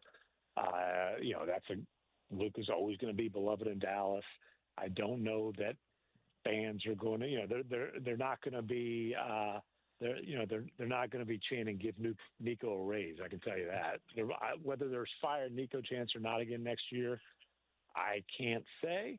But I would say this is a stroke of massive luck that I do think will absolutely change the vibe around the franchise. And what I think will happen is Nico Harrison will no longer be a focal point for fans. Fair enough. So then it gets interesting at 2 with San Antonio. And, everything I read about Dylan Harper and everything I've watched about Dylan Harper indicates that he has a chance to be really good. Now, these are all young players, and you never know how it's going to work out. San Antonio, at this point is in a really, really advantageous spot because of all of the assets they have, not just now and moving forward, and some really exciting young players. And, does Dylan Harper provide some redundancy after acquiring De'Aaron Fox and you have Stephon Castle? Like Dallas is the clear winner, but San Antonio comes out of this once again in a really great spot. Of course, the conversation turns to Giannis and anyone else that could be available. And you put Giannis next to Wembanyama, it feels like it's completely unfair. But what do you think the Spurs do at 2? Well, Mitch Johnson, now their head coach, talked to the media last night, and the way he phrased it was it puts them in position to make a really big acquisition. I thought that was a very interesting phrase, and I definitely think that they've got 2 lottery picks, 2 and 14, I believe. Yep. They've got young talent. So some of that young talent's on its second contract, so they've got plenty of flexibility and assets. They've got extra picks down the road to Atlantis, which has some value, some significant value. I think the second overall pick is absolutely in play. Now, it's not in play for anybody. I think it's in play for Giannis. And, the Giannis Wemby fit, holy moly, boy. Like, for all the reasons Brook Lopez and Giannis, Brook Lopez has complimented Giannis so well, Wemby does that, plus has a superstar skills package. Like, are you kidding me? Defensively, you want to try to score on that tandem? And then offensively, Wemby can space it out to 30, open it up for Giannis, and then also have the ability to be a go-to guy. Like, if that happens, it could be pretty dang scary. So the other teams that I've heard, and I've heard you guys talk about this on the collective, Houston, of course, that had a great regular season, advanced to the postseason, probably ahead of schedule for most, certainly for me. And then Oklahoma City, which, of course, is going to be in the mix because of all the assets they have and all the great young players they have. So does this feel like Milwaukee can just kind of sit back and say, make us your best offer, and a bidding war could ensue for Giannis? Well, I think that Giannis is going to have significant say on where he goes. And I think that there was an understanding when he signed this last extension, if it reached that point, that they wouldn't trade him without giving him some say. My anticipation is, number one, we don't know for certain that Giannis is going to ask to be moved, but should he do so, I think he will give them probably a very short list, and I think the Bucks will respect his wishes and operate off that list. And we'll see. Maybe those teams that you just mentioned are on the list, and then it does become a highest bidder type of situation. I would tell you this: I think it is ill-advised to assume that the Oklahoma City Thunder will be involved here. Interesting. They could be, right? They obviously have the assets, but number one, OKC might be, about a month away from a parade in Bricktown. But I will be surprised if OKC makes a core-altering trade this summer. I could be wrong. I'm not guaranteeing it doesn't happen. I would be surprised. So the Tatum news, which became official about an hour ago, and it sucks. I mean, entering the prime of a career that's already been incredibly successful, and he was so good at the Garden before going down with a couple of minutes left. Mark Spears today said something that was interesting, that he was told, based off of new ownership in Boston, based off of payroll next year that's like $224 million, and second apron, economic liabilities with the punitive nature of the way the CBA is laid out, that there were going to be changes in Boston anyway. And now the Tatum thing probably changes the entire scope, I guess, of the approach. Is there a chance that a Jaylen Brown is available? Or is there a chance that a Derek White is available? Like, what do you think happens in Boston this offseason, and who are the players that could potentially get involved to grab maybe some of the pieces they decide to shed? Yeah, it's been pretty well understood throughout the league that the Celtics were going to make some sort of cost-cutting move this summer. Drew Holiday, frankly, is the one that I've heard most often as the possibility. Obviously, when you're looking at age, that makes sense. But, whether it's him, whether it's, Porzingis, whether it's Jaylen Brown would be the most surprising to me just because, of the age. But he's the biggest contract out of the non-Tatum guys. What this does is basically, Boston's not going to repeat as champions. Probably knocks them out of real contention next year. But they're still going to have a chance to contend for championships during the Tatum era. He's 27, just turned 27, just entering his prime. The medical technology is better than it's ever been. Kevin Durant is kind of exhibit A of just how strong guys can come back from Achilles these days. And he's going to be 6'9", with a great NBA body, with extraordinary skill. I don't think Jason Tatum's days as a superstar done by any stretch, but this is obviously a massive blow to the Celtics over the next, 2 playoff cycles. And there's going to be big changes to that Boston roster. Now, to your earlier point, a lot of the offseason will be colored by the remainder of the postseason, which leads me to Cleveland. And I suppose if you're Cleveland, you can say, well, Darius wasn't right. We lost DeAndre Hunter and Evan Mobley. And, you can lean back on the injury stuff and the health stuff because by every metric, they had a historic regular season. Donovan Mitchell knows a thing or two about having historic regular seasons, and it looks like he is about to go home again after the second round. Is there a pivot in Cleveland? Do they look at these four and say maybe it doesn't work, or are they going to run it back? I would wager on them running it back. They obviously didn't pivot last year. They changed coaches, but from a roster standpoint, they didn't pivot last season. I don't think you can just chalk this up to, well, there's injuries and whatnot. Like, look, it looks like they're going to exit in the second round. That's a massive disappointment given the success they had in the regular season, which raises the standard. I think you've got to give it at least another year and say, hey, they showed during the regular season this can be a contending caliber team. Didn't happen like you wanted to in the playoffs, but let's give this group another year, especially a group where, I think there's reasonable belief that Evan Mobley will continue to grow and develop and evolve as a player, and, that there's a lot more upside to be had there. Are you ready to say that it's Indiana and New York in the Eastern Conference Finals? Certainly that's where I would put my bets. How's that for going out all in with both teams up 3-1 and there being injury issues on the teams that are down 3-1? It would be shocking at this point. And it's funny because if you'd asked me going into this series, I'd have laughed at the possibility, but it certainly looks like that's what we're looking at. No, I'm Reggie Miller. Yeah. Get all the old Reggie Miller clips out. Reggie Miller versus Spike Lee and all that stuff. It looks like we're going to get a repeat of that. No, I'm with you. No part of me ever thought, and mostly it was because of how much I respected Boston, but things have changed, and so we'll see how it plays out. We'll end with the game you're on tonight, but before we get there, I felt like Golden State just needed to get one while Steph was on the sideline, and now it just kind of feels like I don't know if it's possible for them to get Steph back and what's realistic to expect, but do you think they close it out going back to the Twin Cities? I would think so. Without Steph, it's just a struggle for the Warriors to score.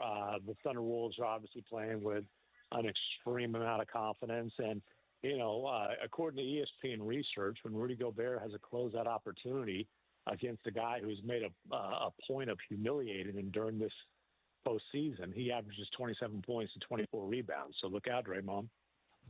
Well said. All right, what do you think happens tonight? This Nuggets OKC series has been awesome, and I don't even know which way to lean at this point, Tim. So where are you at with this series, and how do you think tonight plays out before I set you loose? Well, it's been awesome competition. The Game 4, honestly, was awful to watch, so let's not lie. That's fair, yeah. I'm sitting there watching that thing in person, and my eyeballs are still aching. And it's a really tough spot for the Nuggets, man. Honestly, the silver lining for them is they were able to salvage a win during this stretch that's been the worst shooting 3-game run of Nikola Jokic's career. And look, man, Joker's capable of coming out tonight and going for 42, 14, and 14 or whatever. He's that good. He's that great. But, man, they're playing him tough. Fatigue's factor for the Nuggets. They're not deep. They're an older team. 8th game in 15 nights. It's a really, really tough spot for Denver against a team that won 68 games and the best point differential in NBA history and goes 10 deep by the start of every second quarter. Yeah, no, it's wild how many guys they have that can play high level. All right, enjoy the game. Great work today, and we'll chat soon. Thanks, Tim. Appreciate you, brother. Tim McMahon covers the NBA for ESPN. He technically is the ESPN guy on the Jazz beat, but the past couple of years, it's not a lot to talk about with the Jazz. Rough day, man. No other way to put it. And Richard Smith is going to join us live in studio. Smitty spent 40 years with Utah Jazz, and he is going to take me to task for my opinion that the Jazz were doing the right thing by losing games this year. Tim stops by today, courtesy of our friends at Cortland Roofing. Re-roofing and roof repair experts with over 20 years of experience. They're family-owned and operated. Call Cortland Roofing today to get free rain gutters with any roof replacement. You save thousands of dollars. So if you're getting close to needing that roof replaced, you can get free rain gutters with any roof replacement with our friends at Cortland Roofing. So give them a call at 801-615-5560, 801-615-5560, 801-615-5560, or online at cortlandroofing.com. 2 hours down, 2 hours to go. Smitty joins us coming up next, live in studio right here on The Drive with Spence Checketts on ESPN 700, 92.1 FM. We are proud to be part of Utah's ESPN radio network.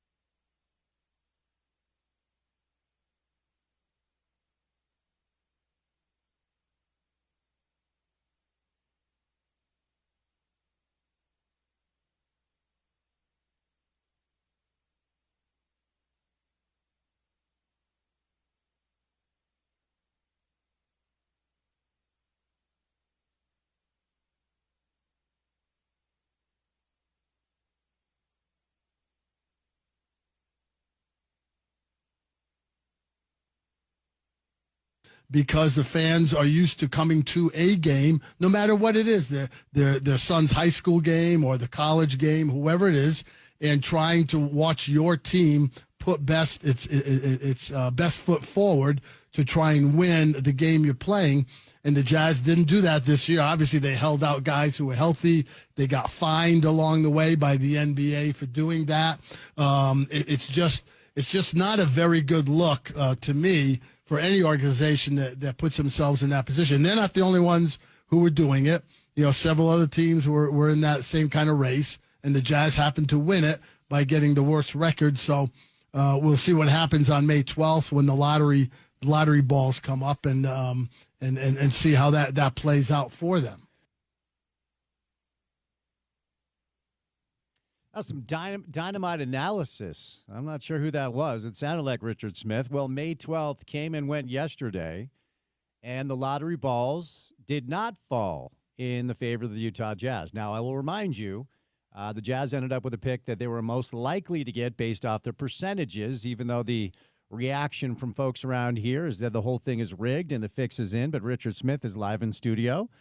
During the 4 o'clock hour, my goodness, Smitty, truly one of the most consequential nights that the NBA has had in a long time for several reasons. But, of course, we'll start with your reaction to the Utah Jazz. I'll say falling to 5. They could not fall any further than 5, but they fell as far as they could. Where are you at with it today? Yeah, well, that's what the numbers, if you're a mathematician, that's what you would expect, would most probably happen. Of course, you and I have bantered about this all season long, Spence, and you were in the tank group. Go ahead, Smitty. Go ahead. Go ahead. No. I'm just reviewing what the facts are, and people can take it for what they will.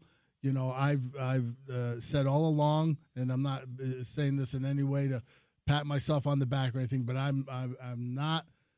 I just can't get on board with the whole idea that you try and manipulate the system, or in my opinion, the way I view it, you try and game the system to try and get an artificial advantage for something that's a professional sport where people are paid a lot of money and trained to try and perform at the highest level that they can, night in and night out.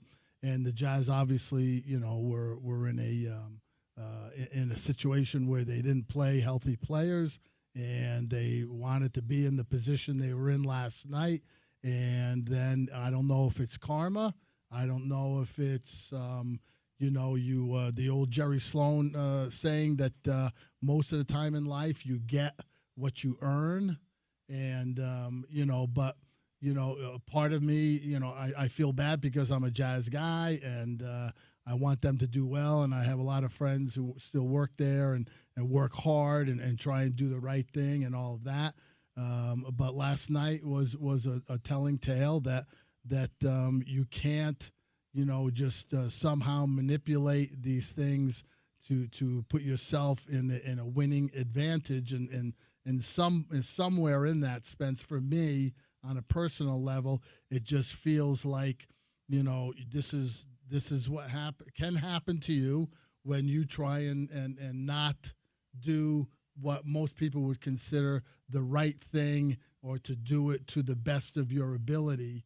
And then you get something like what happened last night. Well, and to your point, and maybe it's time to start thinking about this a little differently. My assertion continues to be that the Utah Jazz have to find a franchise pillar that wants to stay here for a while. And if we're honest, we haven't had that since John and Carl. We thought we had it with Gordon. We thought we had it with Darren. We thought we had it with Donovan. How do they find that, Smitty? Well, what do you do? Well, that's always a trick. And the NBA, the way it's set up, Spence, in the collective bargaining agreement, and we've talked about this before, and Gordon Hayward and is the perfect a textbook example of how the system is set up to work. And that is that if you draft a guy and you develop him and you like him and he's your guy, for the long term, at least that's what you plan for, the team has control of that player basically for the first half of their career. In other words, if you like him and he's developing the way you want, and you're building with him or around him, and you want to keep him long term, the team has control of him for a minimum of 7 years. In other words, you got the 4-year rookie contract, and then he becomes a restricted free agent. So you as a ball club have the right to match any outside offer he might get in order to retain him. So he doesn't have any say in reality about where he plays the first 7 years of his contract. The back half of the contract, now the player controls where he wants to go, and that's exactly what Gordon Hayward did. He was here 7 years. He had the player option for the 8th year. He opted out. He got to choose where he wanted to go, and he went off to Boston and obviously then to Charlotte and finished his career in OKC. But that's how it's set up to be. So a team like last night, Dallas ends up winning the lottery, a 2% chance to do it. That means they had basically a 2 out of 100 chance to get it, and they got it. And so, okay, that's why, as I've heard you mention before, that's why they call it a lottery. And so they got the lottery ticket and they won it. And so Dallas will have the chance for the presumptive number 1 pick. Everyone's assuming it's a Cooper Flagg. And if we make that assumption, they will have the control of a player like him for at least a minimum of 7 years that they can plan on. And, of course, they try and get him in the system and get him to love them and blah, blah, blah, so that you end up with hopefully a John Stockton or a Karl Malone type thing where you got the guy for 15 or 17 years or whatever, if it works out. But it doesn't work out like that. It usually works against you. But one of the things I wanted to mention, Spence, along with that, I don't know how you felt about this, but I'm watching the program last night, and I found myself somewhat offended by or embarrassed by the way the league had all these players at this lottery, all the so-called top pick players, and they paraded them out. And they had some of them in interviews before. Hey, what do you think about the lottery? What do you think? The 2 kids from Rutgers. What do you think about this kid? What do you think about yourself? Whatever. And all I could think of the whole time was, did anybody watch the NFL draft? Did anybody pay any attention to all the stuff that was going on with Shedeur Sanders?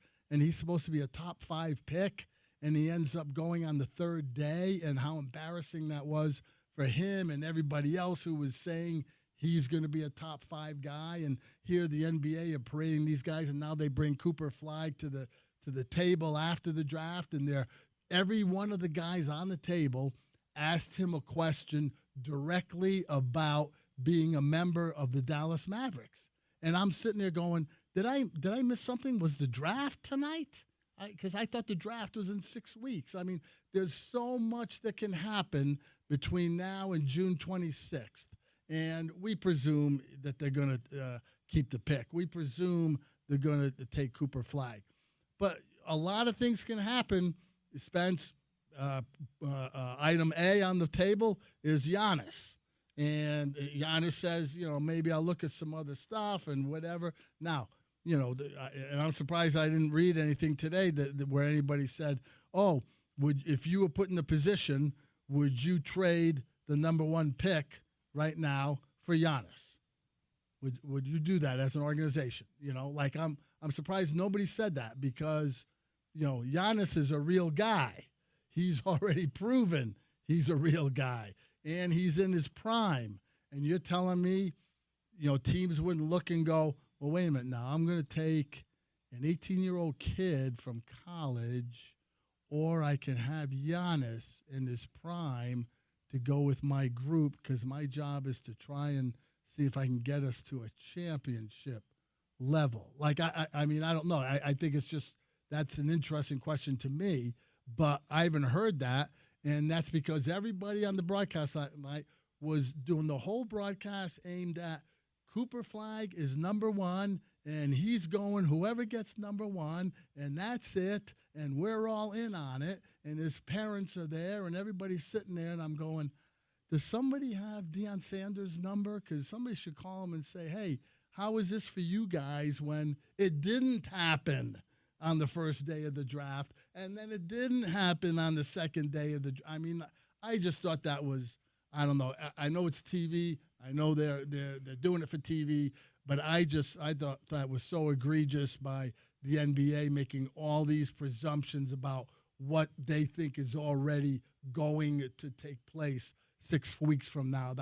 For some reason, I just found that a little distasteful. Well, it's a good angle to take because you've been part of rooms for a number of different years, namely 4 decades, where you do have to make decisions, and sometimes the decisions you make are completely counter to what everyone on the outside looking in believes is going to happen. Now, Tim McMahon, who was our guest last hour, wrote a piece for the .com side. It also is ESPN, who's a partner with the NBA, of course, quoting Patrick DeMond saying, "We're not trading one, and we are taking Cooper Flagg." Mm-hmm. But the reason why I like this angle is, look, man, I can read all of the Jonathan Givony mock drafts I want, and I can read all of the guys over at The Athletic do a really good job. There are a lot of really good NBA writers who cover the draft and scouts who dig into this in a way that I just don't day to day because I have 4 hours of radio to do. So I do lean on them. And, ultimately, at least Givony has been very consistent that the order is Cooper Flagg, Dylan Harper, Ace Bailey, and VJ Edgecombe. And Givony's assertion is if you have one of the top 4 picks in this draft, you have a chance to draft a player that should be very special for you for a long time. But I feel like I hear that every year. And then there's a Kawhi mid-first round, or even Steph goes 7, and Steph is generational. The best player in the world was the second-round pick. So for the Chicken Little crew in Salt Lake that believe the sky is falling, help us understand why it might not be falling, Smitty. No, well, Spence, there's a couple of things. One is the Jazz fell to number 5, right? So they're going to be, they have the 5th pick. And that was also another thing.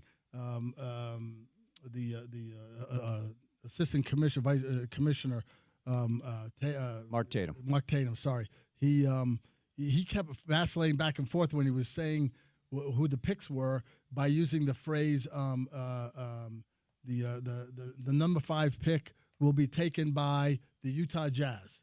And I kept thinking, well, you don't know if the Utah Jazz are going to take number 5. Yeah. The number 5 pick will be going to the Utah Jazz. It should be the phrase. But he kept going back and forth. A little semantic. That's what I spend my nights doing now, is picking apart that kind of stuff. But anyway, but look at this. For example, Spence, the most recent in the last decade, the number 5 picks in the draft going backwards, okay, starting last year.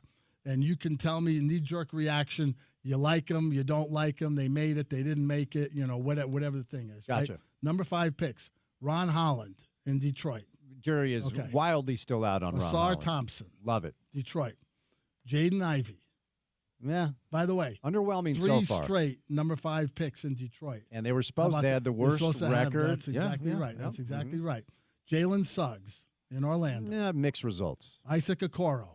Okay. In Cleveland. Not great. Darius Garland. Like him. Trae Young.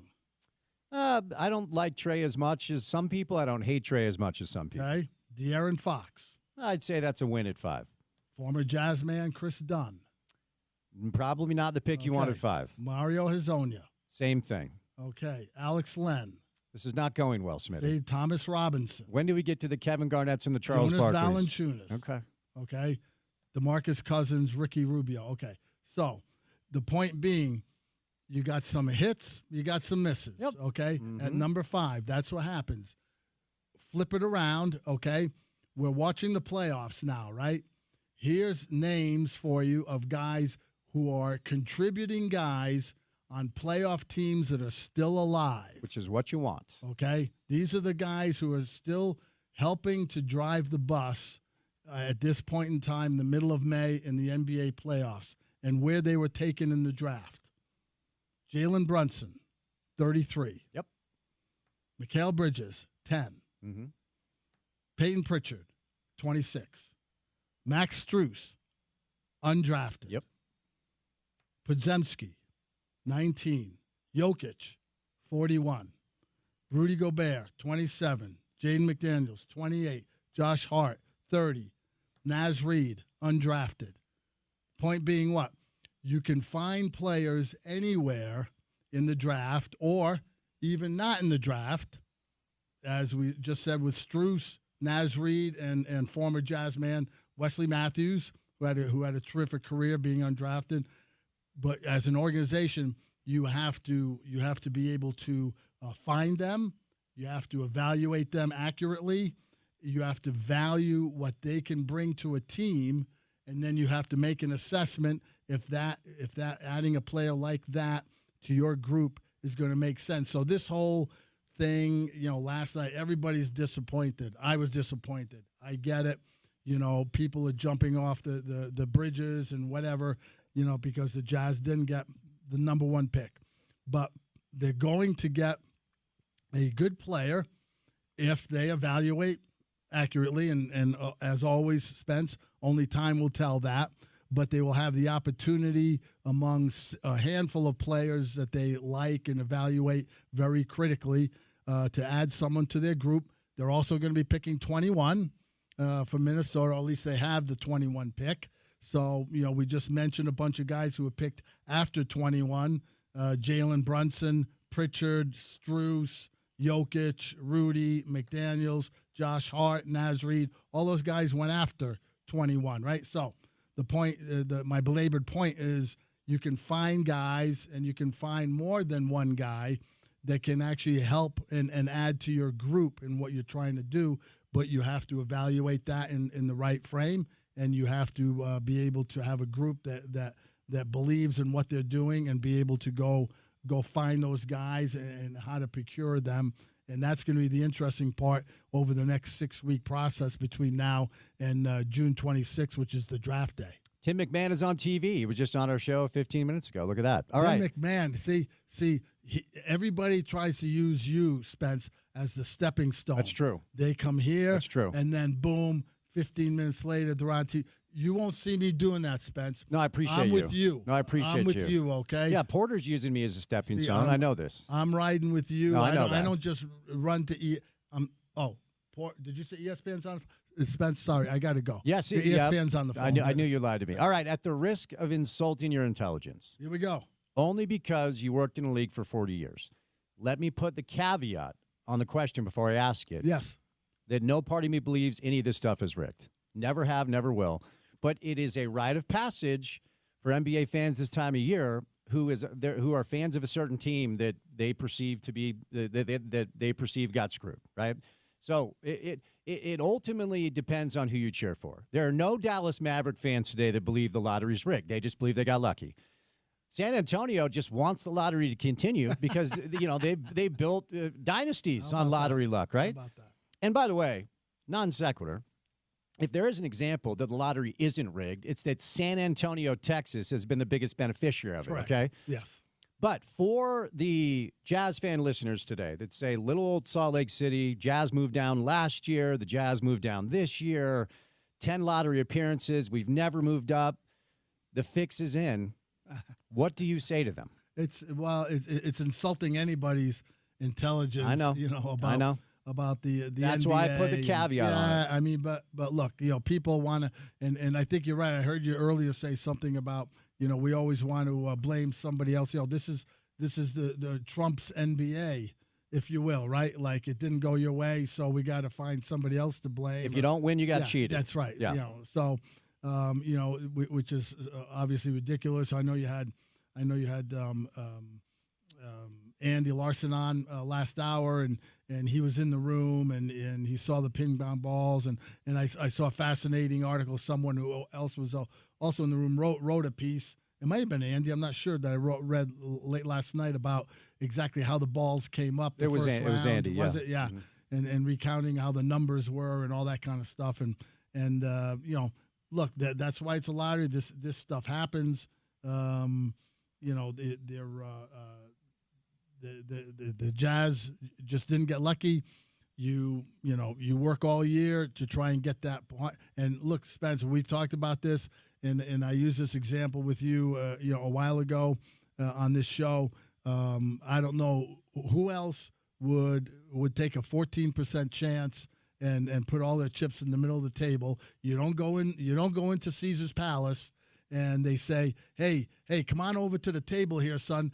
We're going to give you a 14% chance to win some big money tonight. And go, wow, what table is that? I want to go to that table. Like, nobody does that. Right, I mean, right. So and then I read what Justin Zanuck, said after the draft. We knew going in that, we had a 14% chance to get the thing, which meant we also had an 86% chance not to get it, and we were prepared for this.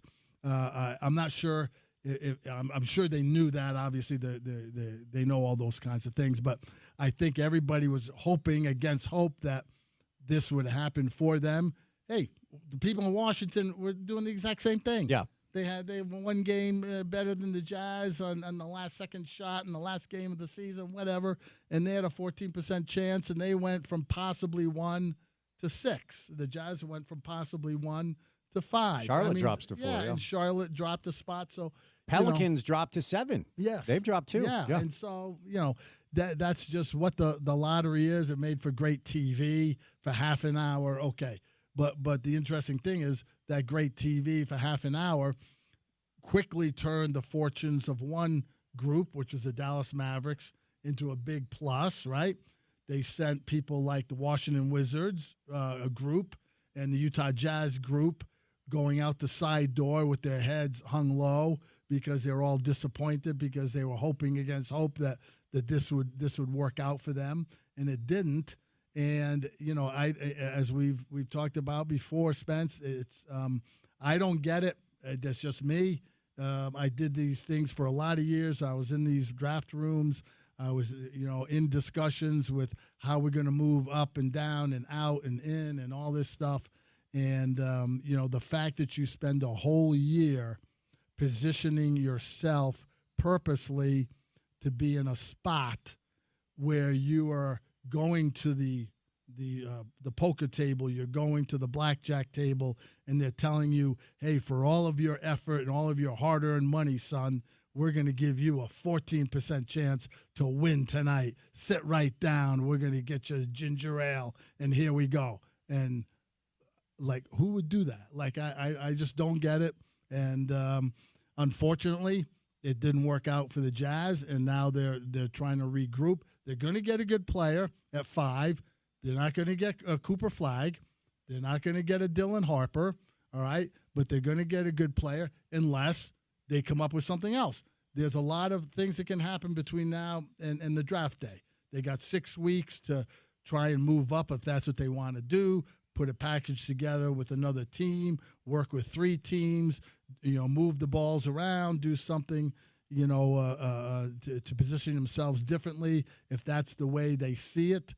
Danny Ainge has been known to do that in the past, and so he may have some ideas about how to be able to work this in his favor to the Jazz's benefit, and only time will tell. But it certainly puts them behind a bigger ball, if you will, in the next 6 weeks than they would have been if they had come out, with what they deemed to be the top prize. All right, before we catch a break, one more question here. Coming up next, we'll talk about some of the optionality, which is the buzzword in pro basketball the Jazz do have, with Giannis reportedly open to being traded, and the Jason Tatum news that the Achilles is ruptured.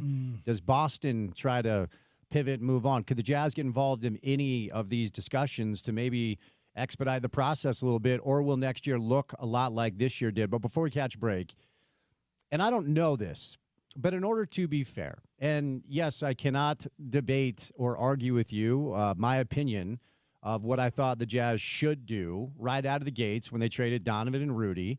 If that was your decision to jettison Donovan, Rudy, Bogdanovich, Conley, O'Neal, the whole group, and Quinn leaves and Dennis leaves, my opinion was you do have to go all in one direction or the other. That's my opinion, okay? And I will not change that opinion.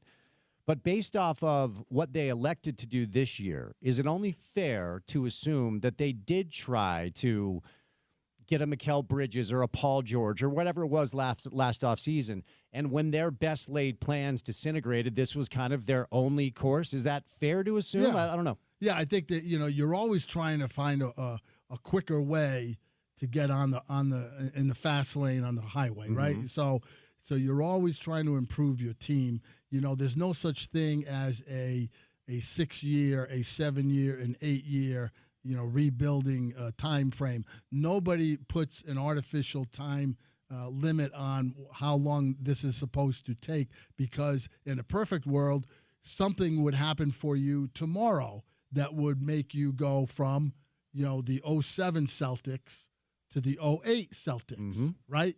From the bottom of the league to winning a championship in 1 year because of some moves that you're able to make. That was a Danny Ainge deal where he was able to parlay, a disappointment where he felt like they were hoping to get the top pick. They were hoping to get the second pick at that year, which happened to be the Greg Oden, Kevin Durant draft. They didn't. They moved down like the Jazz did last night, ended up moving back to 5. They didn't like that spot in the draft. Danny Ainge was able to move that pick to end up getting Ray Allen to come from Seattle, and then in a different move was able to move some picks, move some other guys to Minnesota to get Kevin Garnett. And all of a sudden you've got Ray Allen, Kevin Garnett, and Paul Pierce, and you go from being a bottom 5 team in the league to winning the championship 12 months later. So everybody wants to do that type of thing. The Jazz, what they have done successfully to this point is they put themselves in a position, as you mentioned a minute ago, the favorite word, optionality or flexibility, to be able to do a number of different things depending on what's presented to you. 48 hours ago, you would have never thought there was anything that could ever, permeate the Boston Celtics roster, right? Because they've got a good group. It's a high-paid group. It costs a lot of money, but they're a top 5 NBA team, the reigning champions, and all of that. Now, Jason Tatum goes out, has a ruptured Achilles.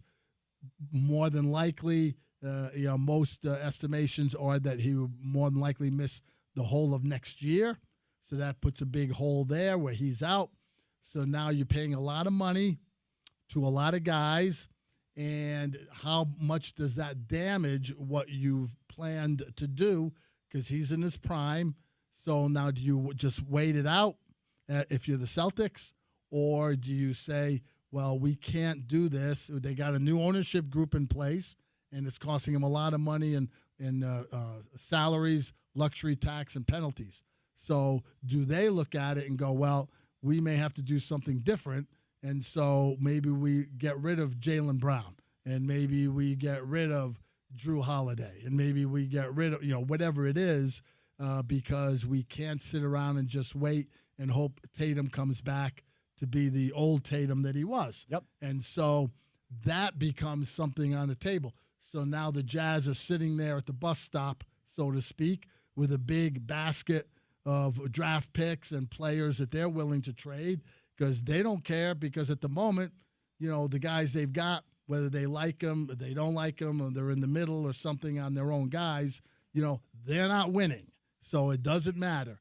So everybody's in play. So whether it's your players or your treasure trove of picks, you are in a position to go to Boston and say, what are you thinking? I don't know. We probably got to do something with Jaylen Brown.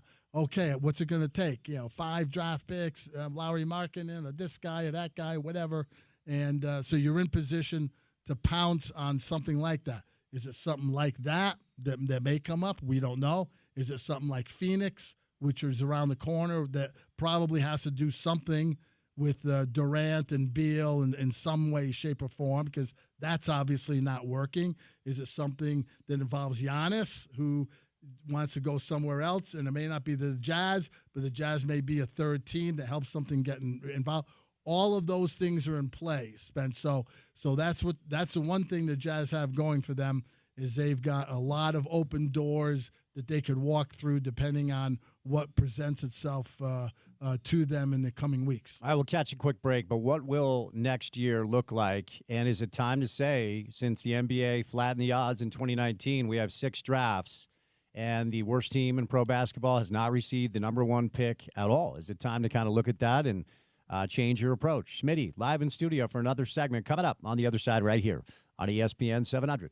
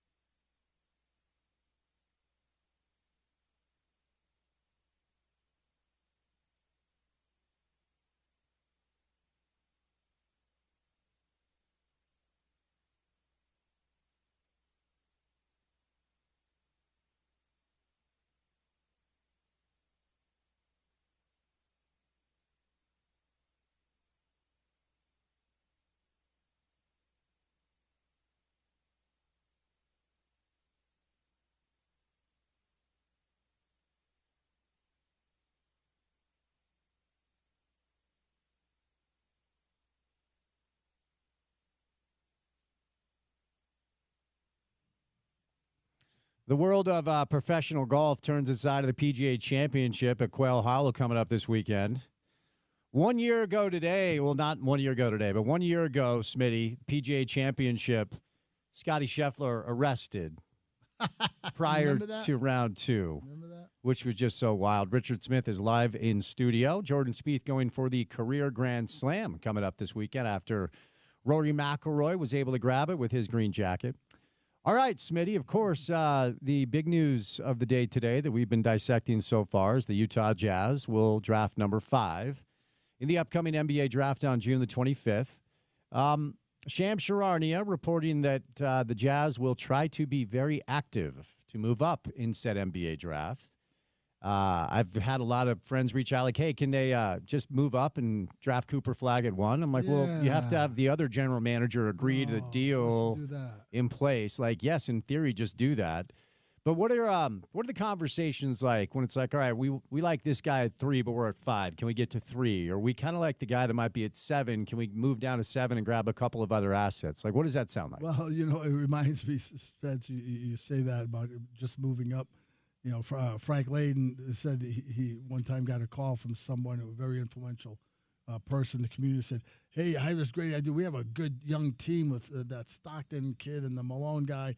Who'd be really good with them would be Patrick Ewing. You guys should get Patrick Ewing. Go trade for Frank Ewing. said, really? He goes, that's a good idea. He goes, how do you suggest we do that? Well, you could just call New York, right? And they're going to give us Patrick Ewing. He goes he's like, you guys like Rich Kelly? Yeah, that's like, Rich Kelly in a second for Patrick Ewing. Oh, man. Shout out to Rich Kelly, though. That's one of my guys, Rich Kelly, yes. So, Smitty, yes. I mean, ultimately, if I just asked you for your best guess as far as what next year is going to look like, because again, Adam Silver and the NBA in 2019 decided to flatten the lottery odds. And was their motivation to dissuade teams from tanking? Probably. Yep.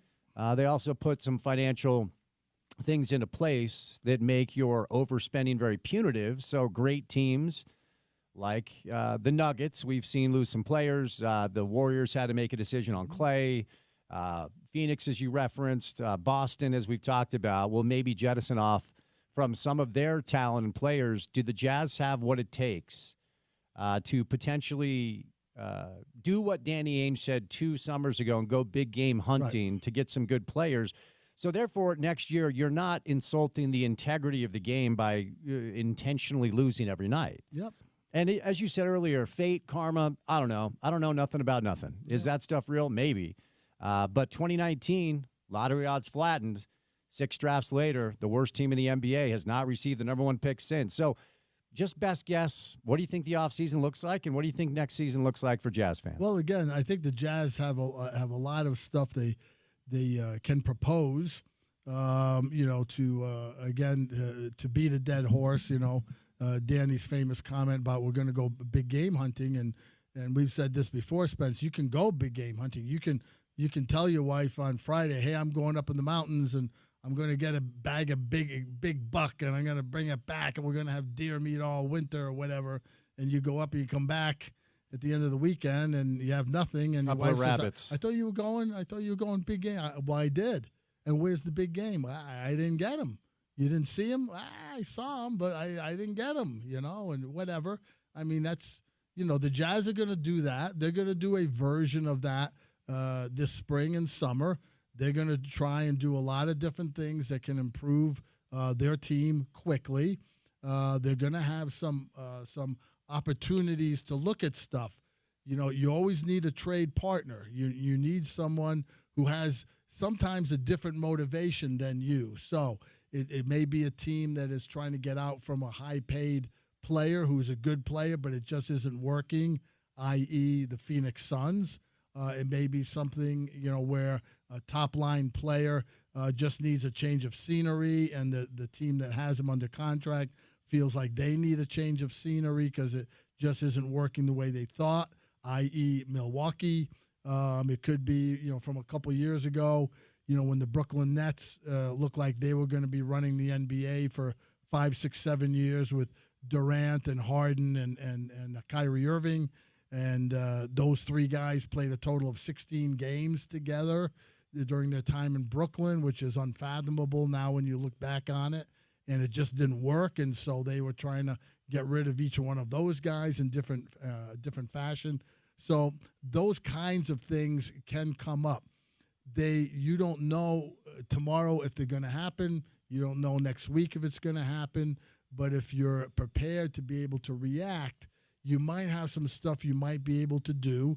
You couple it with a draft pick, with 2 draft picks, with one of your guys, with 3 of your guys, whatever it is, and you can make over your team somewhat quickly, as we mentioned earlier, what Danny Ainge did in 07, the summer of 07 with the Boston Celtics. But a lot of things have to fall into place.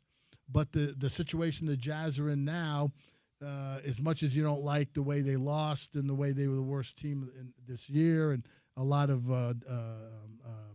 metrics and a lot of the analytics said that they were really bad. So from the Jazz perspective in that regard, you don't have anything to lose. Like, you're not giving up something that, I don't know if we can give away this because that may damage what we've been doing so far, because we haven't done anything so far. So in that regard, the door's wide open, and they could do a lot of things, and a lot of things would have to fall their way, and would have to, some things within their ability to control, they could do that. There's some things that may have to just fall in their lap that are beyond their control, that just happen to them or become present to them to take advantage of. But those are all things that they're going to look at, and all things that Danny Ainge is used to doing and has done before, and has shown that he's not shy about making those kinds of decisions. And we just see it here. Spence, the Jazz are in the situation they're in now because Danny Ainge came in the first 12 months he was on the job with the Jazz, jettisoned the whole thing that was in place then and decided to start over. So we know that he has the intestinal fortitude and the guts to make those kind of decisions and not blink. And so will he have opportunities? Will they be able to execute them? Will there be things that he can act upon but needs other people to cooperate? All those things are movable parts, and those are the things that become exciting and at the same time become frustrating when you're trying to get something done. So do you think next year will look a lot like this season did? Well, I think they're going to try and make it look a lot different in terms of making some moves, whether it's a draft, whether it's a free agent thing, whether it's trades, whether they get stuff done on any of those fronts or all of them remains to be seen.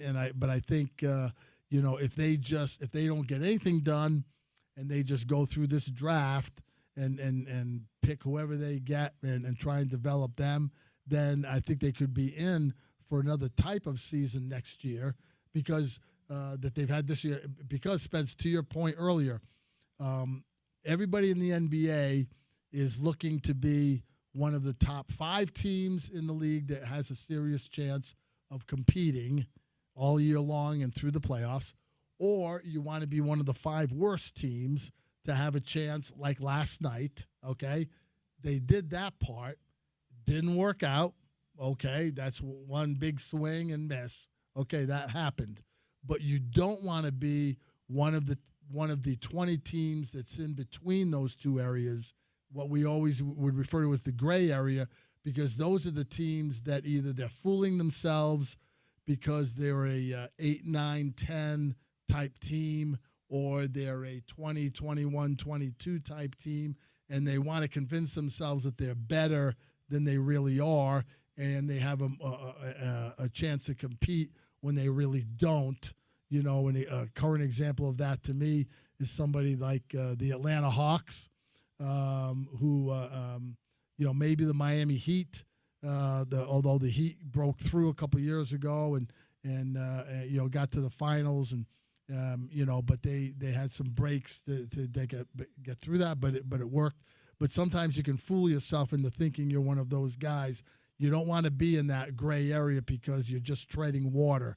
So if you can make some moves, then you look at that with a strong eye to try and get better quickly. Yeah, and the irony in what you're saying is the number 10 team in the Western Conference this year was the Dallas Mavericks, who now own the number 1 overall pick. There you go. And so, now that we have, after they flattened the lottery odds in 2019, I think a lot of people said, okay, well, let's wait and see how this looks.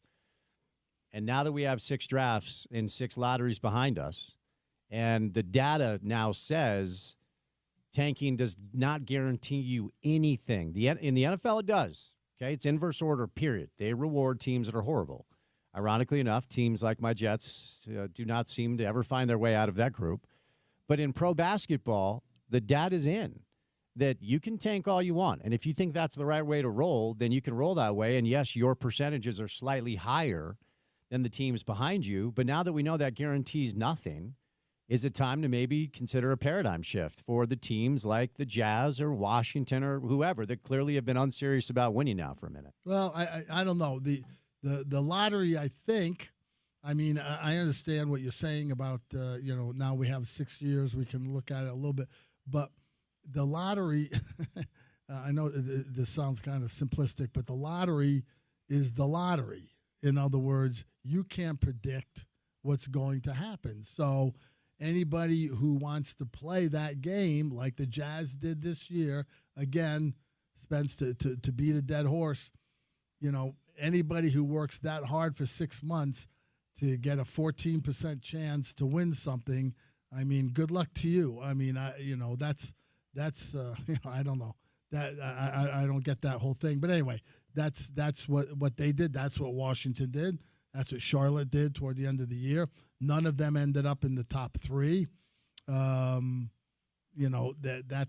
just the way that stuff it goes. That's just taking a big gamble. The NFL is a different animal because they schedule differently. You don't play everybody else in the NFL over a whole season, and the NFL schedule is weighted so that the better teams last year play each other next year, and the lesser teams last year play each other this year.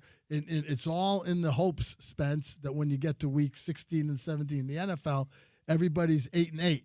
Uh-huh. Everybody's 9-7. Everybody's got a chance the last couple weeks. In the NBA, everybody plays everybody else. In your conference, you play 4 games. A couple of teams are 3 games, but most of them you're playing 2 at home, 2 on the road. In the other conference, you play 1 home, 1 on the road.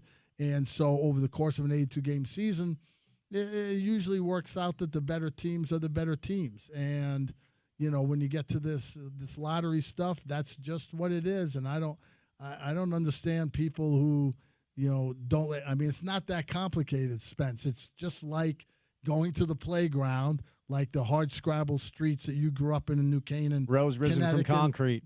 Shout out. There we go. Me and Tupac. See that? And you guys, you get to the playground, and you go, okay, Spence and Smitty, you guys are choosing up. Okay.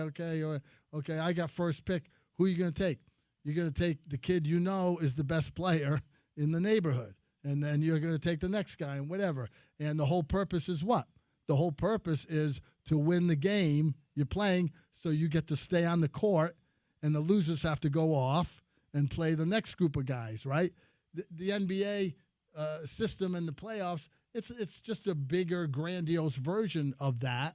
All the teams are trying to get the better players so they can stay on the court and keep playing, right? Mm-hmm. So when it comes to the lottery is what it is. It's just a flip of the coin, or in this case, literally the bounce of the ping pong balls. And I was interested to read Andy Larson's description last night, specifically saying, they turn the machine on and the balls bounce around for 20 seconds, and then the guy pulls the plug and the ball comes out, and then they reset it, and then the balls bounce around for another 10 seconds, and then blah, blah, blah, blah, blah. And, and it's very precise and direct in how they do that to give everybody a fair shot. And, I would rather be in a lottery, Spence, where I have an 86% chance of getting it, but you have an 86% chance of not getting it. So that's what you're rolling with. I say good luck, and I'm going to keep my money in my back pocket. And the system is not changing anytime soon. No, do you think they look at it? Would you like to see a different approach? No, because I think they've not overthought. I think they've thought it through enough with enough statisticians and mathematicians and what are the odds and how do you do this? And there used to be one ping pong ball and 14 teams, and they ruffled it up, and they go, okay, and they pull out one ball, and they go, number 5. Who's got number 5? Oh, the Atlanta Hawks have number 5. Okay, they get the first pick. It used to be that. Now it's 4 ping pong balls, and they each have a number on them. So they get them one number, okay, and number 7, okay, all right, the next one, number 13, whatever. And then you have a big, print out sheet, and you look at, okay, do we have lottery number? It's just like, Spence, buying a lottery ticket over across the border in Idaho. Yeah. And you got the numbers on the ticket, and they read off the 4th number. I had a 7. They called a 6. I didn't win it. It's the same thing. Yeah, it is. And so they've got that figured out. It just doesn't work for you. And to your point, Spence, everybody wants to find a reason that we didn't win and somebody's against us and, whatever. And it's just not the case. It's just that's the reality of what a lottery is. And I think, my guess is the other thing that really stings about last night, and John Hollinger wrote a piece on this for The Athletic today. So, again, the Jazz fall, I'm going to say air quotes, fall to 5. It was the most likely scenario based off the percentages prior to the lottery. Yeah. Okay, and Zanuck talked about this. Yeah, 1 and 2. It was basically a 50% chance. Right. Yeah. So 48.7% chance they were going to draft at 5. 14% chance they were going to draft at 1. But I don't think the sting that fans are feeling today is only about that. I think it's also about the fact that Dallas and San Antonio, 2 of your Western Conference peers, are at 1 and 2. Because if you're a Jazz fan, you're already looking up at, I'm not even going to read the list, everybody. You're already looking up at everybody. At least San Antonio was kind of in your cul-de-sac this year, even though they've got Wembanyama. And Dallas took such a calculated risk to get rid of Doncic that you thought, okay, maybe they're falling back down to earth as well. Yeah. So now 2 of the teams that you thought maybe were not that far away from, you're miles away from again. So I think if you're a Jazz fan today, it's not just, man, we didn't get 1 or 2. We actually are drafting 5.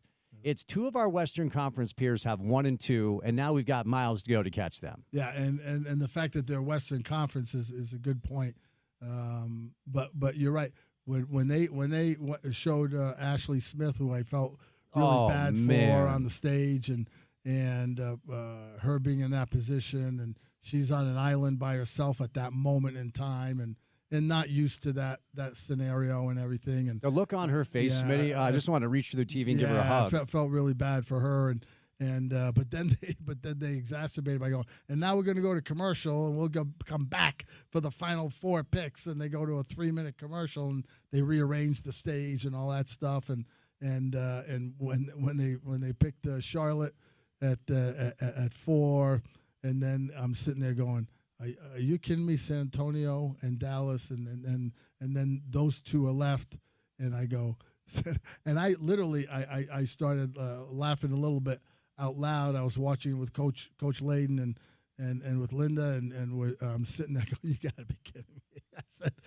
I said, and then at that moment in time, I thought, boy, I hope San Antonio gets the first pick. This is just going to be a bigger story. Yeah. If they get the first pick again, are you kidding me? Then all the guys would really be out of the woodwork. But as it is, they're going to get one of those 2 guys, I would assume, and they may be off to the races again. I know, man. It's, I know.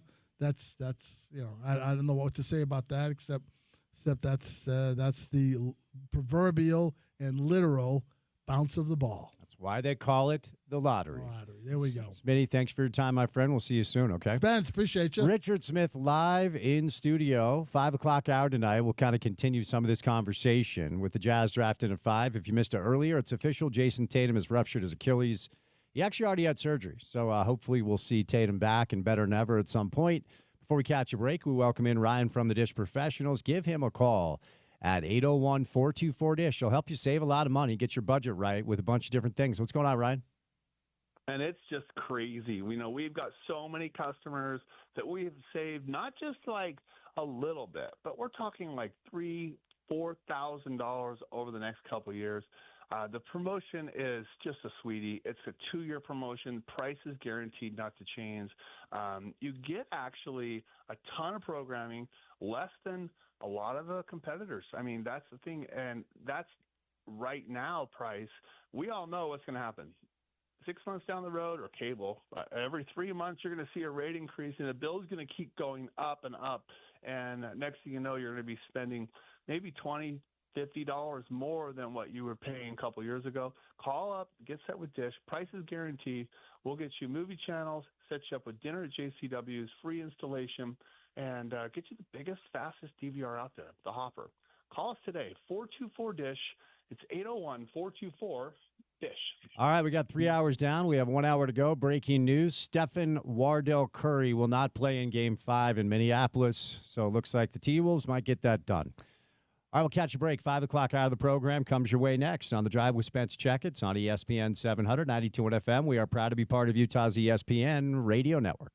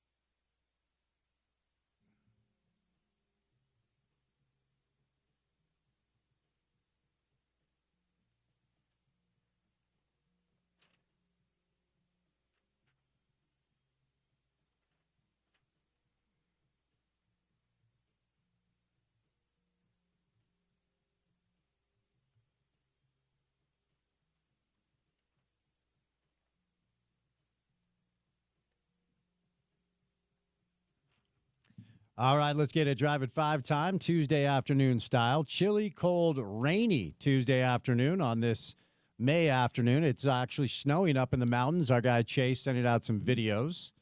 So it doesn't feel like May. Nonetheless, good to have you with us on this Tuesday afternoon. Your commute home starts right now. Got more NBA playoff action tonight. Actually, one game has already started. It is the Indiana Pacers and the Cleveland Cavaliers. It's a must-win for the Cavs, and Donovan Mitchell is playing. And he started for the Cavs. Of course, that ankle injury knocked Donovan out of the last game. So we got Pacers, Cavs going on right now. We've got Nuggets, Thunder later on, a massive game at Paycom in OKC. A lot of unexpected news dropping on the program today. Stephen Curry has been ruled out for Game 5 of the Warriors T-Wolves series. Of course, the T-Wolves are trying to close out Golden State. Coming up in Game 5, Jason Tatum, it is official. He has ruptured his Achilles tendon. He already had surgery. Had surgery today. Is expected to miss the majority of next season. So you wonder what that does for the plans of the Boston Celtics. And BYU has a new athletic director. His name is Brian Santiago. He was the deputy athletic director under Tom Homo for a number of years. And Brian's been down with BYU since 1997. He is from Provo, went to Provo High School, did play basketball at Fresno State, but he's been working for Brigham Young for a long, long time. And so it's official. Tom Homo announced that he stepped down a number of months ago now, and after a search, they landed on an in-house guy. Don't know Brian very well. Met him a couple of times. Played golf with him down at Steve Young's golf tournament. Humble brag, flex, no big deal. Reach out, see if we can get Brian on the show. So, Brian Santiago is your new athletic director down in Provo, taking over the job that Tom Homo carried for basically 2 decades and executed at a very, very high level. So there you go. Some breaking news. Donovan Mitchell starting tonight. Stephen Curry out for Game 5. Jason Tatum ruptures his Achilles tendon. Brian Santiago is in as the athletic director of BYU. 5 o'clock out of the program tonight, is brought to you by our friends at IFA Country Stores. Any drive to the basket begins with the first step on the court. That's the ultimate power move. IFA Step 1 Crabgrass Preventer and their lawn food is the first choice to give your yard the healthy, thick green look you desire. The neighbors will be green with envy. Shop IFA online at ifa.coop or stop by one of their 18 Utah locations today. What else is going on? Anything else going on? Let's see. NBA draft lottery last night. Is that of interest to anybody? Obviously, we've been talking a lot about what felt like a gut punch for Jazz fans last night, as the Utah Jazz were among 3 teams with the best odds to land the number 1 overall pick. Those 3 teams were Utah, Washington, and Charlotte. And once again, just like they have every time they've been in the lottery, the Jazz were in the lottery last year. They moved down to 10. They draft Cody Williams. The Jazz in the lottery this year, they technically moved down to 5. That was the most likely outcome based off the odds. 47.8% chance, I believe, of the Jazz grabbing the number 5 overall pick. But I can't spin it, man. This is it's rough news. It is a rough piece of news for a fan base that was sold a bill of goods that we are losing on purpose for a potential reward in the NBA draft lottery. And that reward goes to none other than the Dallas Mavericks, who had a 1.8% chance of moving up to number 1. This was a seismic shift in the world of pro basketball last night. I talked about this earlier. Last night, we'll only know this with time, okay? We may look back on last night as one of the most consequential evenings in the history of the NBA. And I'm not a hyperbolic radio host. I'm not trying to be incendiary. But Jason Tatum ruptures his Achilles tendon. It's not just Dallas moving up to 1. It's also San Antonio moving up to 2. And as I said a little bit earlier, I think one of the things that stings the most about how the process played itself out last night isn't only the Jazz moving down to 5. It's 2 of your Western Conference peers that already have good rosters being able to instantly improve those rosters and also stay very good for a long time if they play this thing out the right way. Our very own Tim McMahon, who jumped on the show earlier, is reporting that Patrick Dumont, the owner of the Dallas Mavericks, has put the edict down. We are not trading number 1, and we are drafting Cooper Flagg. So just expect Cooper Flagg at the age of 18 to be awesome for Dallas for, well, at least 7 years. They're going to have him on that roster for 7 years. And then as we know here, thank you, Gordon Hayward, after 7 years, you are allowed to decide where you want to play. And it just brings up the conversation, how are the Jazz ever going to find a franchise pillar, a franchise-changing piece? Because ultimately, this is going to sound very reductive and simple, the Jazz have to find a cornerstone, a franchise star that is willing to stay here for a decade or more. And if we're honest, we haven't had that since John and Carl. We just haven't. We thought we might have it in Darren and Booz. Didn't have it in them. Thought we might have it in Hayward. As I referenced, he bounces. Thought we might have it in Donovan, traded at the age of 25, Gobert. Like, it has been since John and Carl, since this organization has been able to find franchise-changing pillars and pieces that are willing to make Salt Lake their home for longer than a few years, okay? That's what makes this problematic. Now, as we discussed with Smitty earlier, and we're going to bring in Andy Larson on the program, who was live in Chicago for the draft process. Side note, it's not rigged. Stop it. It sucks, but it's not rigged. That's why they call it a lottery. This would be like you rolling up to Idaho with 14 of your best friends, and you all decide that you're going to spend $250 on lottery tickets. And your one friend that actually has money and is rich wins the lottery. Doesn't mean it's rigged. It means he got lucky, and Dallas got extremely lucky. Are there pieces of, I'm not going to say proof, but are there dynamics that have gone down and unfolded in the NBA lottery process that are convenient and a little bit uncomfortable? Sure. But I just can't roll with the way our society is settled into. Like, if you don't win, you call out cheating. If you don't get your way, the fix is in. If your guy doesn't win, then you were screwed. You were hosed. And every year, it's like a rite of passage for NBA fans that are fans of teams that are really, really bad and have a good chance of getting number one. When they don't get number one, the fix is in. We have data now. In 2019, Adam Silver and the NBA elected to flatten the lottery odds. They did that because they wanted to dissuade teams from doing what the Jazz did last year, and that is intentionally losing games. That's not approaching this job with integrity. It's not respecting the game of basketball.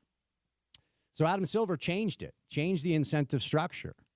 So while you're still rewarded with a top 5 pick, and that's not nothing for being the worst team in the NBA, there's no guarantees that you will get the number 1 overall pick, which puts a lot of pressure on Danny Ainge and Justin Zanuck in the front office of the Utah Jazz to somehow, some way, figure out the avenue to bring in the guy here that's going to make a difference. And Lowry is good and Walker is good. The Jazz just don't have a pillar. They don't have a franchise-changing cornerstone star. And now Dallas is going to draft another one after trading the one that they had, and they're going to have a chance to be good for a long time.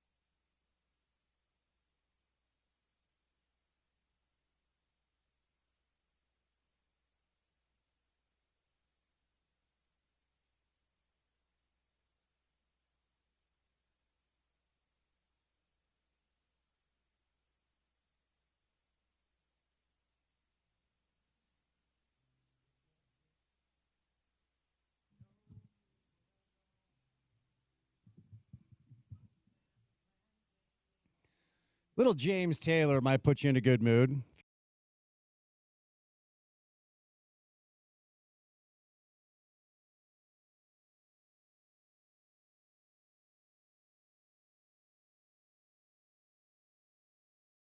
Mo stepped down a number of months ago now, and apparently a search was held. I will tell you this, Brian Santiago is very good friends with Ryan Smith and Danny Ainge. So keep it in the family, I guess. I mean, especially in today's age, those are relationships that you don't look at as weird in the college space anymore. You want them. You want all the money, all the boosters, all the zoobs. You want them in that room. You want their checkbooks open, and you want to be as nice to them as possible. And it appears that's going on at the moment in Provo. Yes, indeed. All right, NBA playoff action tonight. Because of the massive story of the NBA draft lottery, again, not just the Jazz ending up at number 5, but also 2 Western Conference teams with already good young rosters. Well, good young roster in San Antonio. Still a lot of talent in Dallas with, of course, AD and Kyrie. That's kind of taken up most of our oxygen here. But, Porter, are you ready to say, with Jason Tatum sidelined, sadly, that the New York Knicks are going to the Eastern Conference Finals? I think so. I decided. Wow. Well, I didn't decide. Look It's at not. you. It's not up to me to decide. But I had a good feeling yesterday that the winner of that game would win the series. I told my Celtics friends the same thing, and then not only did the Knicks win the series, but the Celtics also lost their best player, a player who, yes, we've gone back and forth about what he is in big moments and big times.